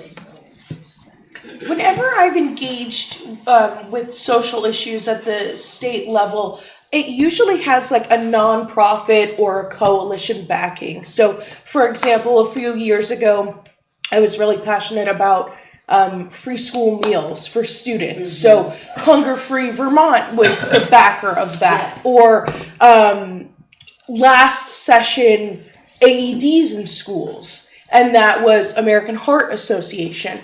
So can you speak to this past 433.now coalition and, like what, like it's a much, it's a much more nebulous issue, and I can explain why. It goes back to the fact that in 2011, after maybe 3-4 years of many different groups from, Vermont Healthcare for All, Vermont Workers Center, lots of unions, all organized to get Act 48 passed. Governor Shumlin signed it in 2011. And then, so we have a law called Act 48, and it's still on the books in Vermont. And that law says, Vermont has to have a publicly financed healthcare system. In 2014, Governor Shumlin pressed the pause button. He said, I can't go ahead with this. Since then, lots of interested people, there's not, we don't have like $60 million like the Let's Grow Kids, which is a great cause, but they spent $60 million over 10 years. This is many different people who remained committed. And then also a lot more people have gotten involved lately because of healthcare finally being pushed to the front. I mean, this particular initiative started really with, Jack Mayer, myself, and Mike Palmer out there, meeting in the coffee house. and then other people got involved. So it's been really like truly grassroots, and that I can't say we have, some big mega dollars behind it, but there are lots of people, I can say, throughout Vermont who have remained committed, and now that number is growing, especially with obviously the Medicaid cuts. But even if you took that out, take out the big bad, big beautiful, big bad bill, right? Vermont was already in crisis with healthcare costs, and there are parts of it that also have to do with, obviously the costs at UVM. We have a big sort of monopoly in a small state, and that tends to lead to higher prices, right? But, and they're doing things now, the Green Mountain Care Board has taken a lot of steps to kind of try to claw that back. But, there's nobody who will say, you can do this without expanding primary care and making that a really accessible thing. And the universal primary care as, a notion of a first step really got going after Governor Shumlin pressed the pause button. Our own Senator, Claire Iyer, I don't know if you remember Claire, when Claire was, she was the chair of Senate Health and Welfare, and she was very committed to universal primary care. As chair of Senate Health and Welfare, she actually passed it through her committee, and that was in 2018. But it was kind of the end of the session. It didn't really have a chance to get through appropriations, get back to House Health, and then kind of the next couple of sessions we had COVID hitting and other things. But it was a project that I know Claire felt. I don't want to speak for her, but I can say she really felt very committed to. So now it's back. I think it's a measure. I think also of how people have banded together to support this resolution without there being any underlying committee or organization, or this is nonpartisan. This is really a reflection of the frustration that people feel with our dysfunctional system. Just by way of another example that is important to me, the Duke University medical system. They have about almost 1,000 beds in that system. They have about 1,600 people who are involved with billing for that system. The Toronto University Hospital System, which has 1,200 beds, so more than Duke, they have 7. Yeah. 7. Now, if you look at 30% of our healthcare dollar goes towards administrative costs, and it's just unsustainable. And I think people are getting that this dysfunction is going to take us down at some point. This system cannot continue. You go to any primary care provider, I mean, I'm not one, but I talk to a lot of them, they will tell you how much time they spend because in billing, and because there's so many healthcare, so many different insurance plans. And do you remember a town meeting about 20 years ago? Yeah, you took that. We were in the gym, and I had asked my office manager to print out on computer paper every single insurance company that we deal with in my small pediatric office, right? Rainbow Pediatrics. And it went from one side of the gym to the other side of the gym. It's insane. So, and this would actually, in the Shao report, which was the report that they did in 2011 when they were first studying, the background behind Act 48, they have a quote there from Dr. Deb Richter, because they had done a kind of a survey back then, and they found that if you had, universal health care, but just to even start with primary care, you would get many more doctors coming to Vermont because they could treat people and not worry about the billing. And our primary care workforce now is rather old.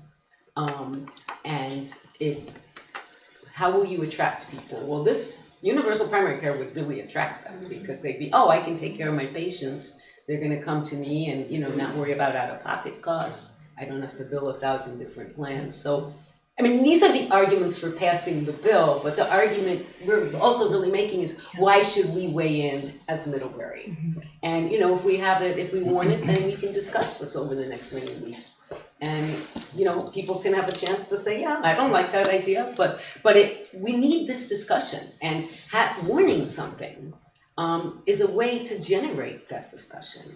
And, I would say that, my last observation, I feel like it's a very serious issue, but it's very easy if you're a legislator, and I'm not being fair for saying that here, but, it's sort of easy to almost like, it's such a big issue, it's almost like we don't want to deal with it. And so I think by having this discussion on the local level, it will help our legislators. They need people at their back to take on something big. Well, first of all, I'm going to, predicate this with, I admire what you're all doing.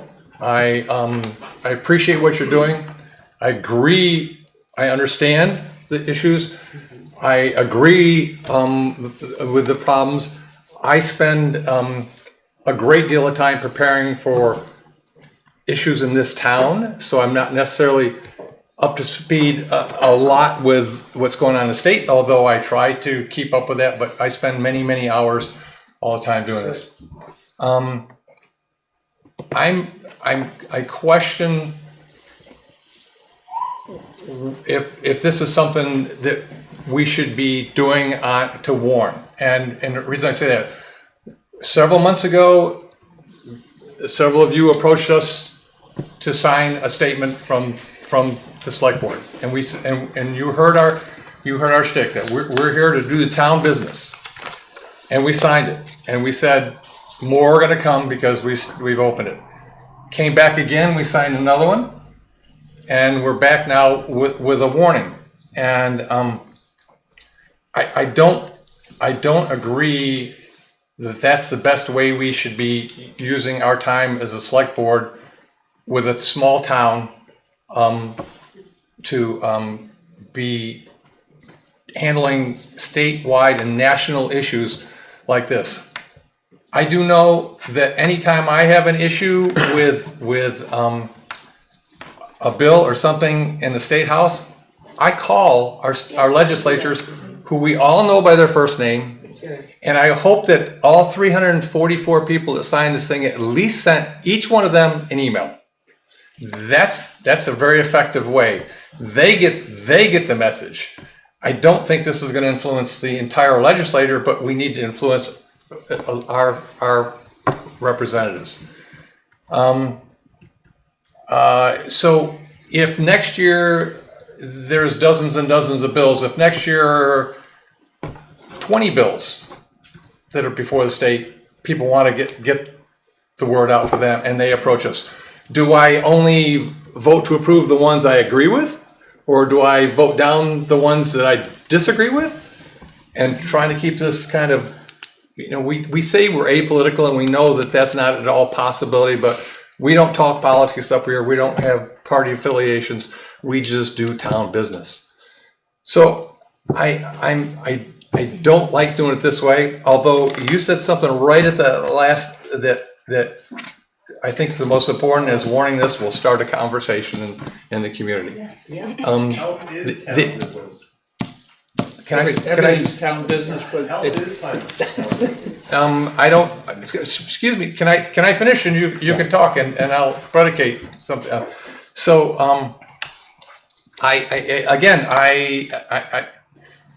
You're talking to things that are in the business. I don't see a budget line in here for healthcare in our town budget and things like that. It's there though, right? But for your healthcare costs. it's our budget and the increases, but It's there. and I agree. So And it's in the budget. So what I'm going to say is I'm not going to stand in the way of this. So I'm not going to vote against this. I'm not going to stand in the way with it. I understand what you're doing. I really appreciate who you are and what you're doing. I just don't. I think we're getting a slippery slope here. If you ever watch the evening news and you see the city council of Burlington and how they are completely bogged down with political issues about all kinds of things going on in the world, and it makes them ineffective as the governing body of the city. And we're a small town. We've got big issues. We're looking at a $50 million wastewater treatment plant coming that we've got our eyes on. You know, we're struggling to make this library be built and work, and those are the kind of issues that are important to me. So I'm not going to stand in your way, but I just want to clarify where I think how we as a select board should be doing our work as a town. Again, I don't disagree with what you do. I agree with you wholeheartedly. I admire what you're doing. I just think calling our representatives is a much more effective way to do it. So I would like to add, and I don't want to speak for them, but I did attend, by Zoom, the Bristol meeting last night because I was kind of curious, and what the Bristol Select Board decided was that this particular resolution had bearing on Bristol. Because, for all the reasons we said, that it really had local, this is granted, it has to be decided in the state legislature, but that it had direct bearing on Bristol. And so that was their reason. And then Cornwall also warned it. So my feeling is that, I understand your slippery slope thing, like, are you going to weigh in on, the Sudan or, everything that happens in the world? And obviously that you could make an argument, no, but this is something that they, in their discussion last night, basically said, well, this has direct impact on us, and yes. Also we're in crisis now in Vermont, so those would be what I would say, And I agree. I'm sitting here talking myself into it that this is important. So, but I think again, I just have I have a focus on what I'm doing. So, Sure. but thank you. You're very convincing. Okay. So if you could relinquish the chair Yes, to the we'll gentleman relinquish the behind you. chairs. Happy to- Yeah. happy to- Here comes my neighbor.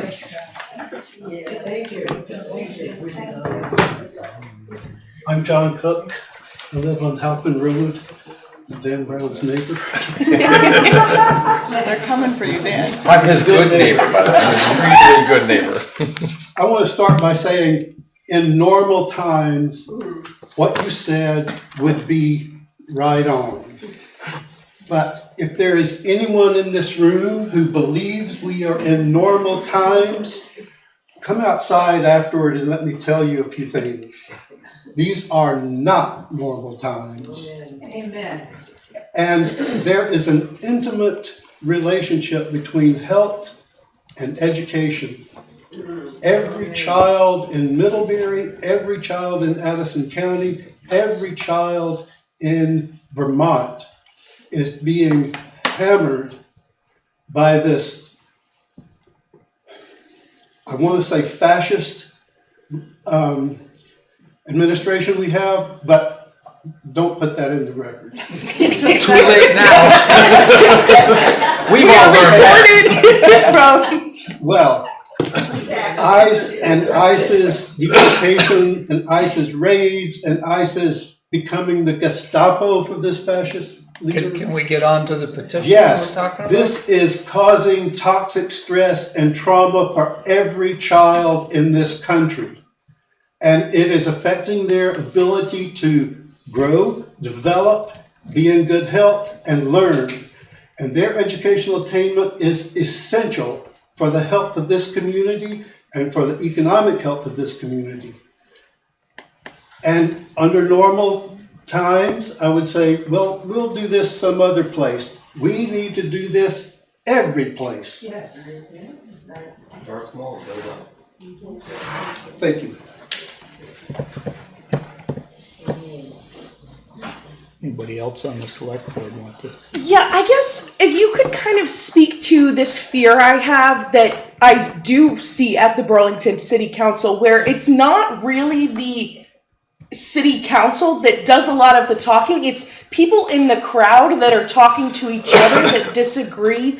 And my fear that that is what a discussion on something social or political, or even though we don't want to say that healthcare is political, it is political for a lot of people, that it would turn into that at town meeting or at a discussion. I mean, I would say this is a much less toxic issue. And the reason is that, I mean, we were out petitioning, and I can give you my experience, but almost, I mean, Jack had the same experience, the people in Bristol went to the dump and had the same experience, you know, everywhere they went.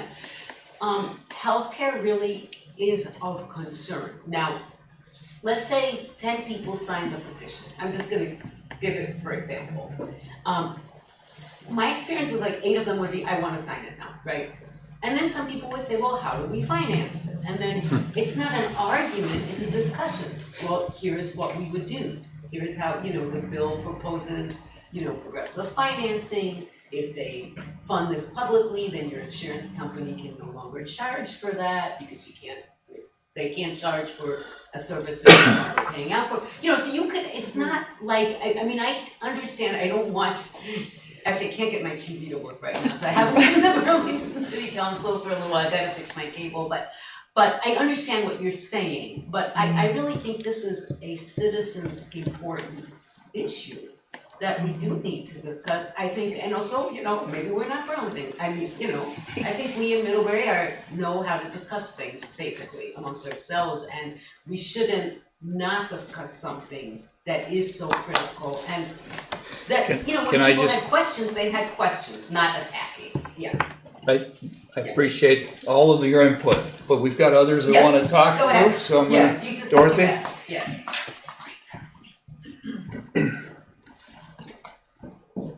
Dorothy Mammon. One is, I thought this would be on the Australian ballot, so is that not where it would go, on the Australian ballot? It would go, it's on the Australian ballot. Yeah, on the Australian ballot. So it might be mentioned at town meeting, but I wouldn't see an extended debate about it at town meeting because it's on the Australian ballot. I just don't think that's, there's a moderator, and I just don't think that's gonna happen. And the other thing I just wanna put out there is that I was statewide volunteer coordinator during the Vermont Freedom to Marry days. And one argument we heard a lot in those times was, next thing they're going to want to do, the slippery slope argument, is marry their pets, you know. And we have one thing before us right now, and I would like to talk about that thing. And we don't have 30 things right now. We have this thing that was petitioned by the citizens of Middlebury, and I'd just like to stick with that.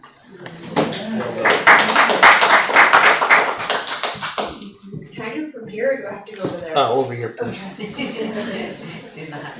I just have a quick point to make.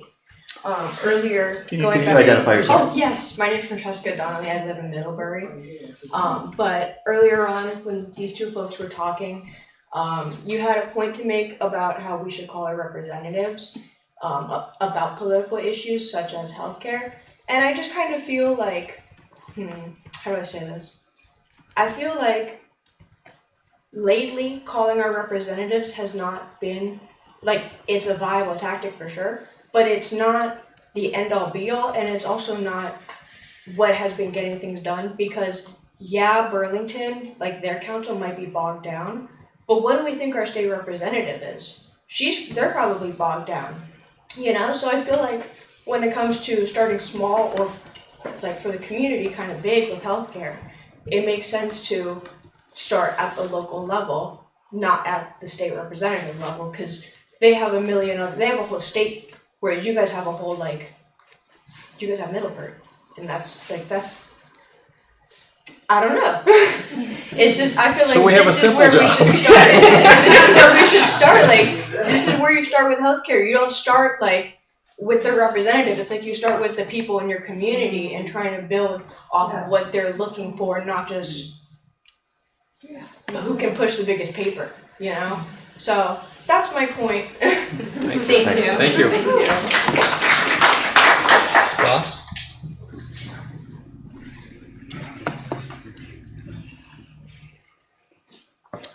Evening, Ross Conrad, Middlebury.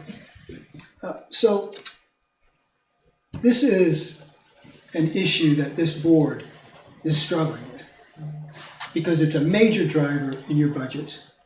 And when I asked you about it at last town meeting, if there's anything you could do, what I heard is you have very limited power and influence over this. I heard something from Vermont League of Cities and Towns had some idea, but judging from the increase in our budget, that wasn't very effective. You guys need help. You need help from the people that can actually do something. That is your state legislature. And I would suggest to you that yes, 500 plus people calling the legislature has good impact, but even more of an impact, especially for the senators that represent the entire county, towns voting with thousands of people casting their ballot gives them a much more clearer idea of what the direction is, where the people that they're representing, what they want. And so I would suggest, if you really want to try to do something to get a handle on this major driver of your budget that you're struggling with every year, this is like an easy thing to offer that might actually do something.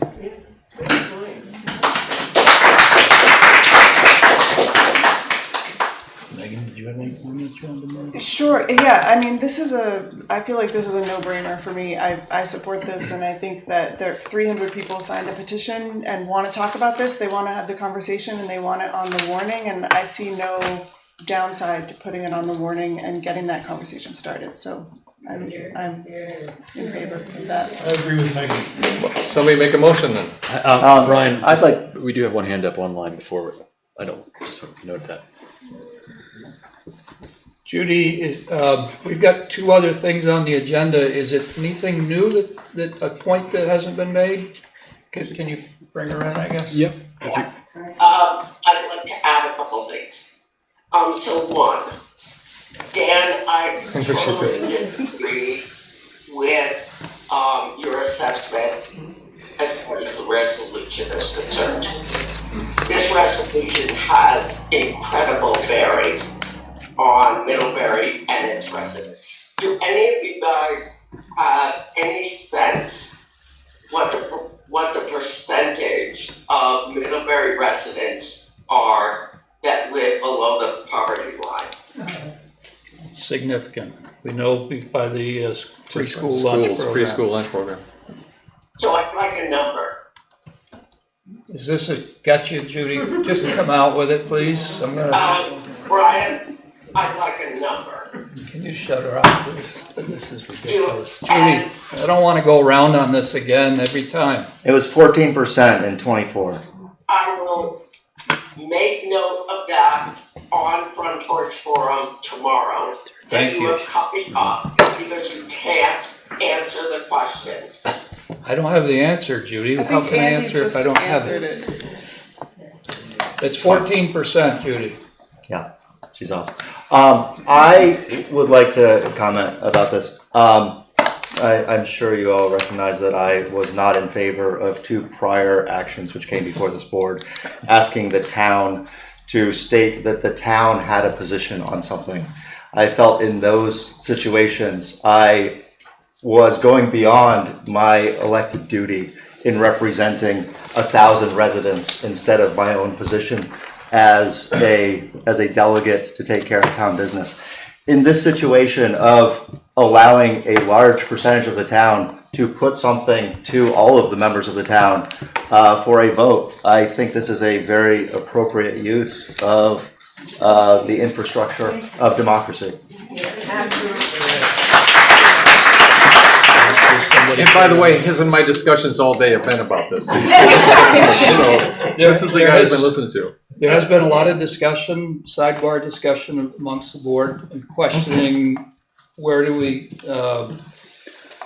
is it appropriate or is it not appropriate? It's not something that the select board has any authority over. Certainly one of our representatives is signed on to 433 and is a proponent for the town in trying to move it. You've made a good argument here that it speaks louder to have more voices, and that's what you're asking. I don't think it works in Vermont. I have questions that I would love to debate off the side. That's not the business of this type of a meeting, but the business is it appropriate to go forward? And I think you have done a really nice job of articulating why it's appropriate to go on an Australian ballot, and I think you have the support of the board here. So I'd move to include the citizen petition on the topic of implementation of Green Mountain Care on the 2026 town meeting warning. Second. Moved and Dang seconded. it, you can give it to Megan. All in favor, signify by saying aye. Aye. Any opposed? Okay, thank you for coming tonight. Thank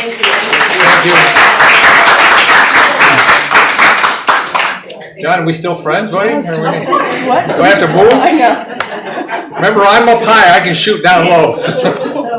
I say, when you're not the one that gives applause, it is. Not your favorite select board member. That is a reason to set rules, not.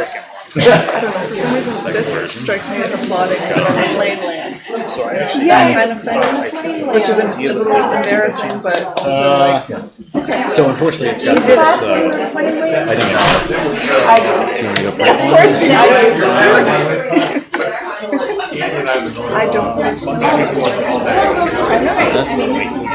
Yeah.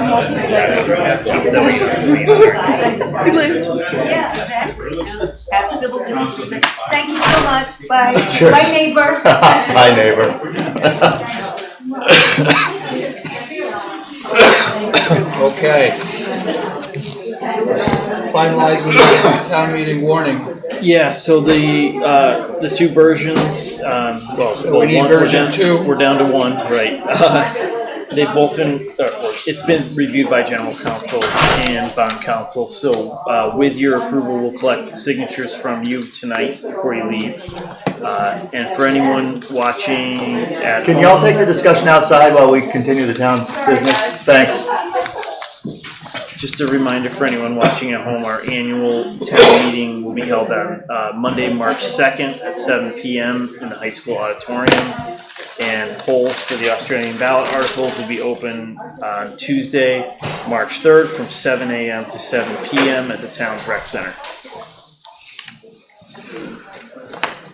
Any questions on the warning? What is this feeling about Article 3? Does it replicate what's in Article 2 or not? We don't have Nick here tonight to talk about this, and We will not have an Article 3 on the 27 town meeting warning. Yeah. this is You declared. this is the way we talk about it here just this evening. Is, Okay, I'm just wondering how people feel about it. well, I think that Confusion. next month we can take it up when we have time to talk about that specifically. And I think we move away from it. Okay. But it would be appropriate to have Nick Yes. involved in that discussion. Okay. If there's no questions on the warning, then I would entertain a motion for the second one. I move to approve the second version of the draft 2026 town meeting warning as presented. Second. All in favor signify by saying aye. Aye. Aye. Any opposed? Okay, is our solar, Yeah. No, India. Oh. You want me to promote them real quick? Sure. Okay. Pete and Tom, we're going to promote both of you here, so you should see this pop up on your screen. And I'll go. David's just going to run and print a warning Perfect. for you to sign Yeah, great. before you leave. So the solar project developers, Thomas and P, are joining us as panelists now, and they're going to present their request to you this evening. And I just wanted to clarify, as I read the agenda notes, I thought it might be a little confusing for folks that were unfamiliar with this project. The request before the board this evening is to alter the right-of-way on a parcel on Middle Road South, not to review and approve a solar project. That decision belongs with the PUC. So in your packet for this evening was a draft memorandum of agreement and a brief executive summary describing the steps and the estimated timeline, which we can change depending on what you decide. But I just wanted to point out there's a couple documents that will help guide this conversation tonight as well.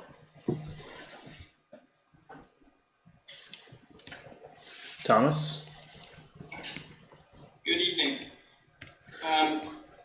My name is Thomas Hand. My company is MHG Solar. My partner Pete Giese is also on tonight. What we have brought before you tonight is a request to move the existing right-of-way along Middle Road South from the center of a field to the edge of the field. This is a property that we own.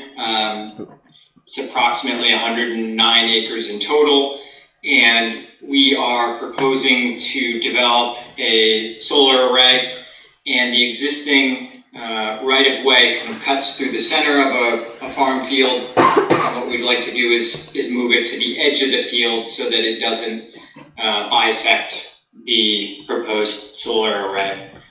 Thank you for bringing the map up. So the red that you see there is the existing right-of-way, and our proposed alteration would be the yellow section. So this section of red that is vertical right now, and then where we would move it to the east, the yellow, that area is not currently road. It's used as a trail by MALT and North Country Trail Association, but it's not actually a built-up road that a vehicle could drive on. Happy to provide some context on sort of how we got to this process, if that's helpful, or happy to answer questions, defer to you all a little bit on what you would like to hear. Is the road, is the red currently a road now? Right. So there's a road that you can drive on up until the point where the yellow and the red join in the south. Right here. Yep, I thought so. Yeah, so you can drive up to that point. Beyond that, it's just farm field at present. Does the town have any issue with this? Google Maps shows I think that's all of Middle Road South. Yeah, it does go right through. Yeah. Yeah, it does.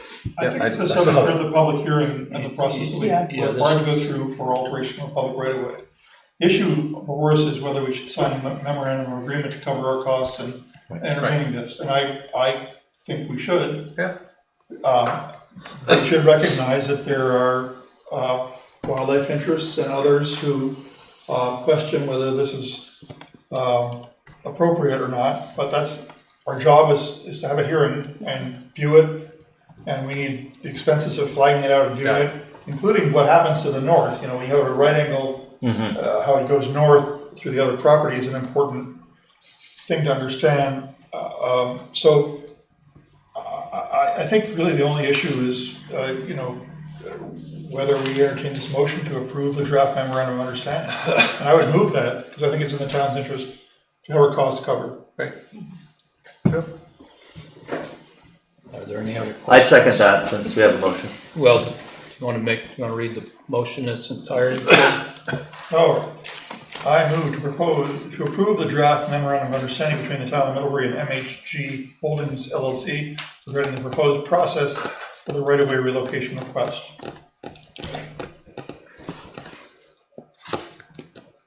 You second.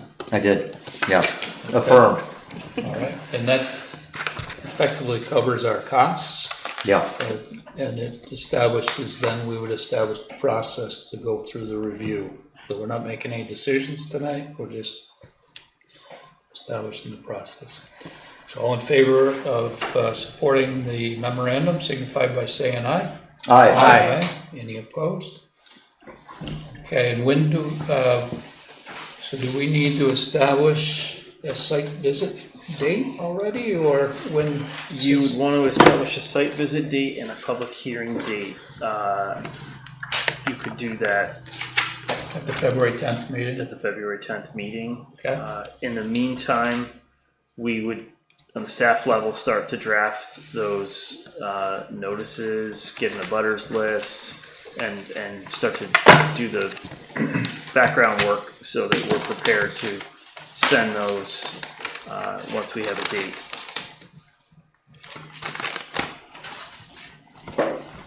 Okay. Thomas, did you have anything else for us this evening? Nope, that's all we have for now. We look forward to working with you in this process. Okay. Great. So we're gonna be planning on establishing our timeline and dates on the 10th. We have a meeting on February 10th, okay? Very good. Thank you very much. All right, thank you, Tom. And with that, we'll go into select board member concerns. Fred?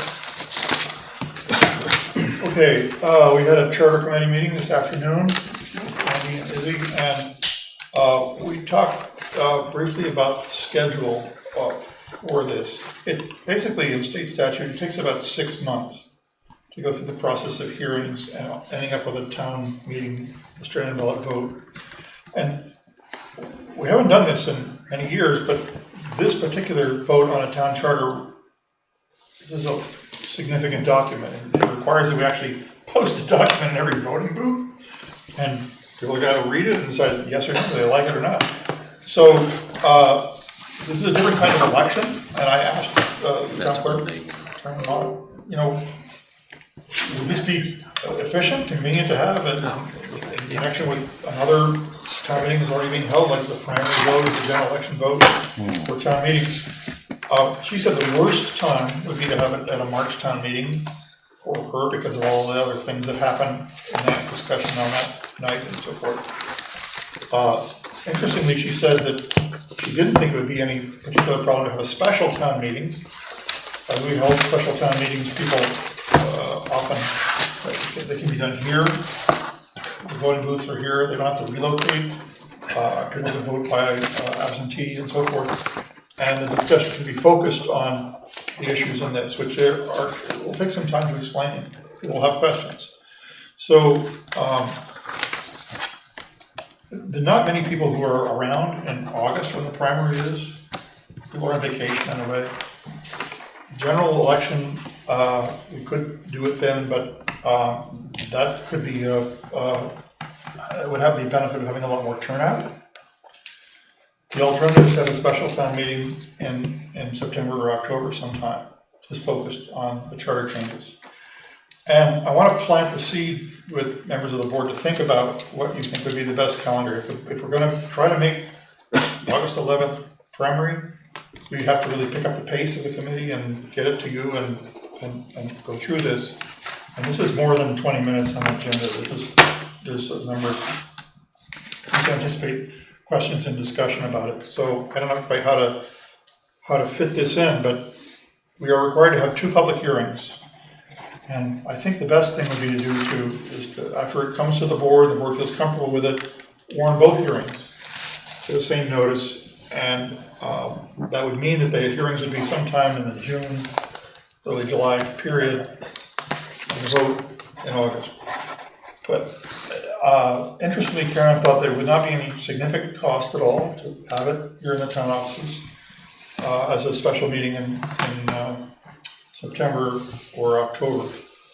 So I just the committee wanted me to pass along the ideas about this schedule and let members think about that a bit and give us any guidance. It does affect the pace at which the committee's only meeting like once a month, and we aren't making for an hour, progress. And we could do more. We could pick it up if you want us to, but if we agree the idea of September, October, which seems to be a good time, people are back in town and not conflicting with other stuff, not costing a lot. Fred, you don't like the November general election?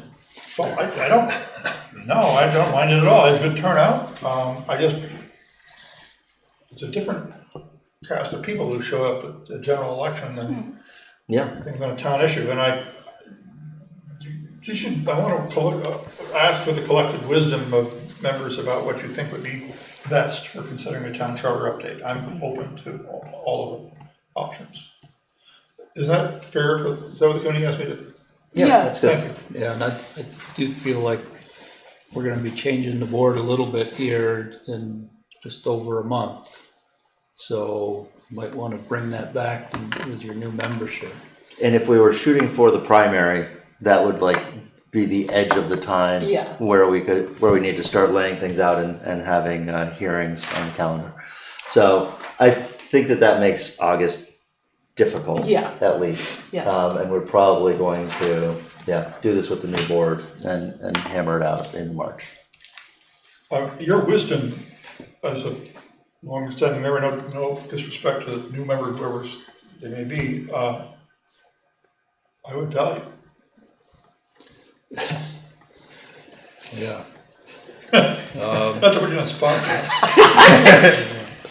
Wisdom, we gotta find wisdom. I think even though it's maybe a little different group, I think people who are also interested in the town show up to general elections, but I think you get a larger group and something as large as a charter, I would look for the largest opportunity to capture voters. Okay. So they felt participatory in it. I'm surprised that Karen said that it's not a big deal to have a special election. I feel like when special elections are foisted upon us, we say, God, this is a lot you're asking. And it costs money. Well, the committee's gonna, the select board, if they decide to proceed with it, is gonna have to develop, and David Soffren has done a great summary of the pieces. Sure. A lot of this is minor editing.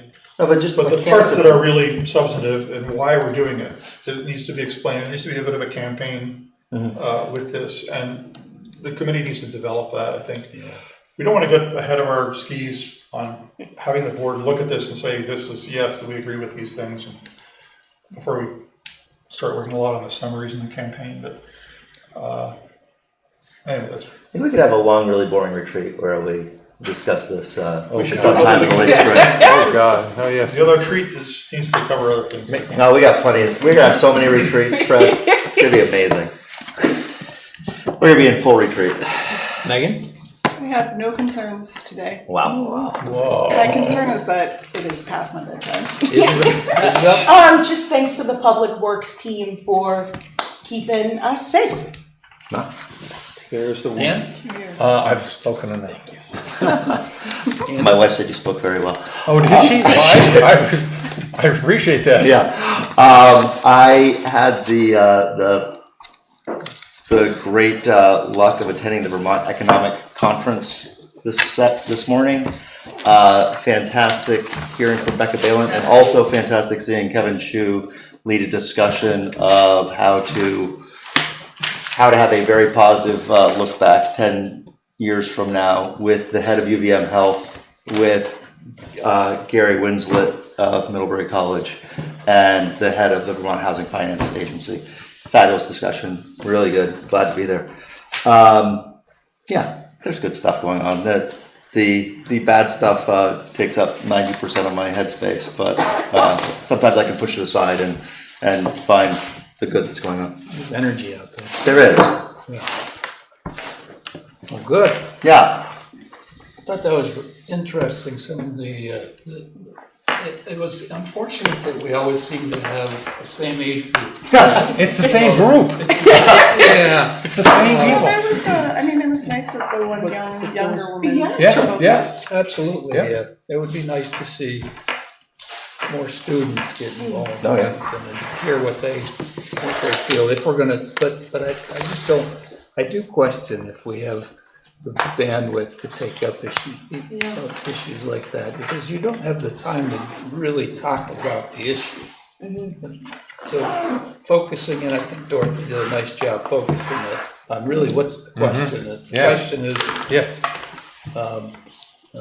do you put it on the Australian ballot? Not do you approve of it or not? Whether I think age 43 has a very slim chance of actually moving geez. anywhere. Line 9 in it says it depends on a federal waiver. Right, what's that gonna happen? You know what I noticed, Fred? Dorothy's much more succinct than you are.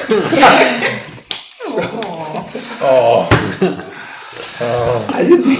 But I don't mind letting people speak. You know, I have a career in public service. Sorry. Yes. I don't mind listening to people and letting them express their opinion. Yeah. Sorry if I didn't too much of your time. Well, we try to hit a 2-hour meeting each time because everybody has bedtimes, and so to respect everybody else's time, we try to keep it to the point. So with that, I'll take a motion for adjournment. So moved. Second. Moving second, all in favor, signify by saying aye. Aye. Aye.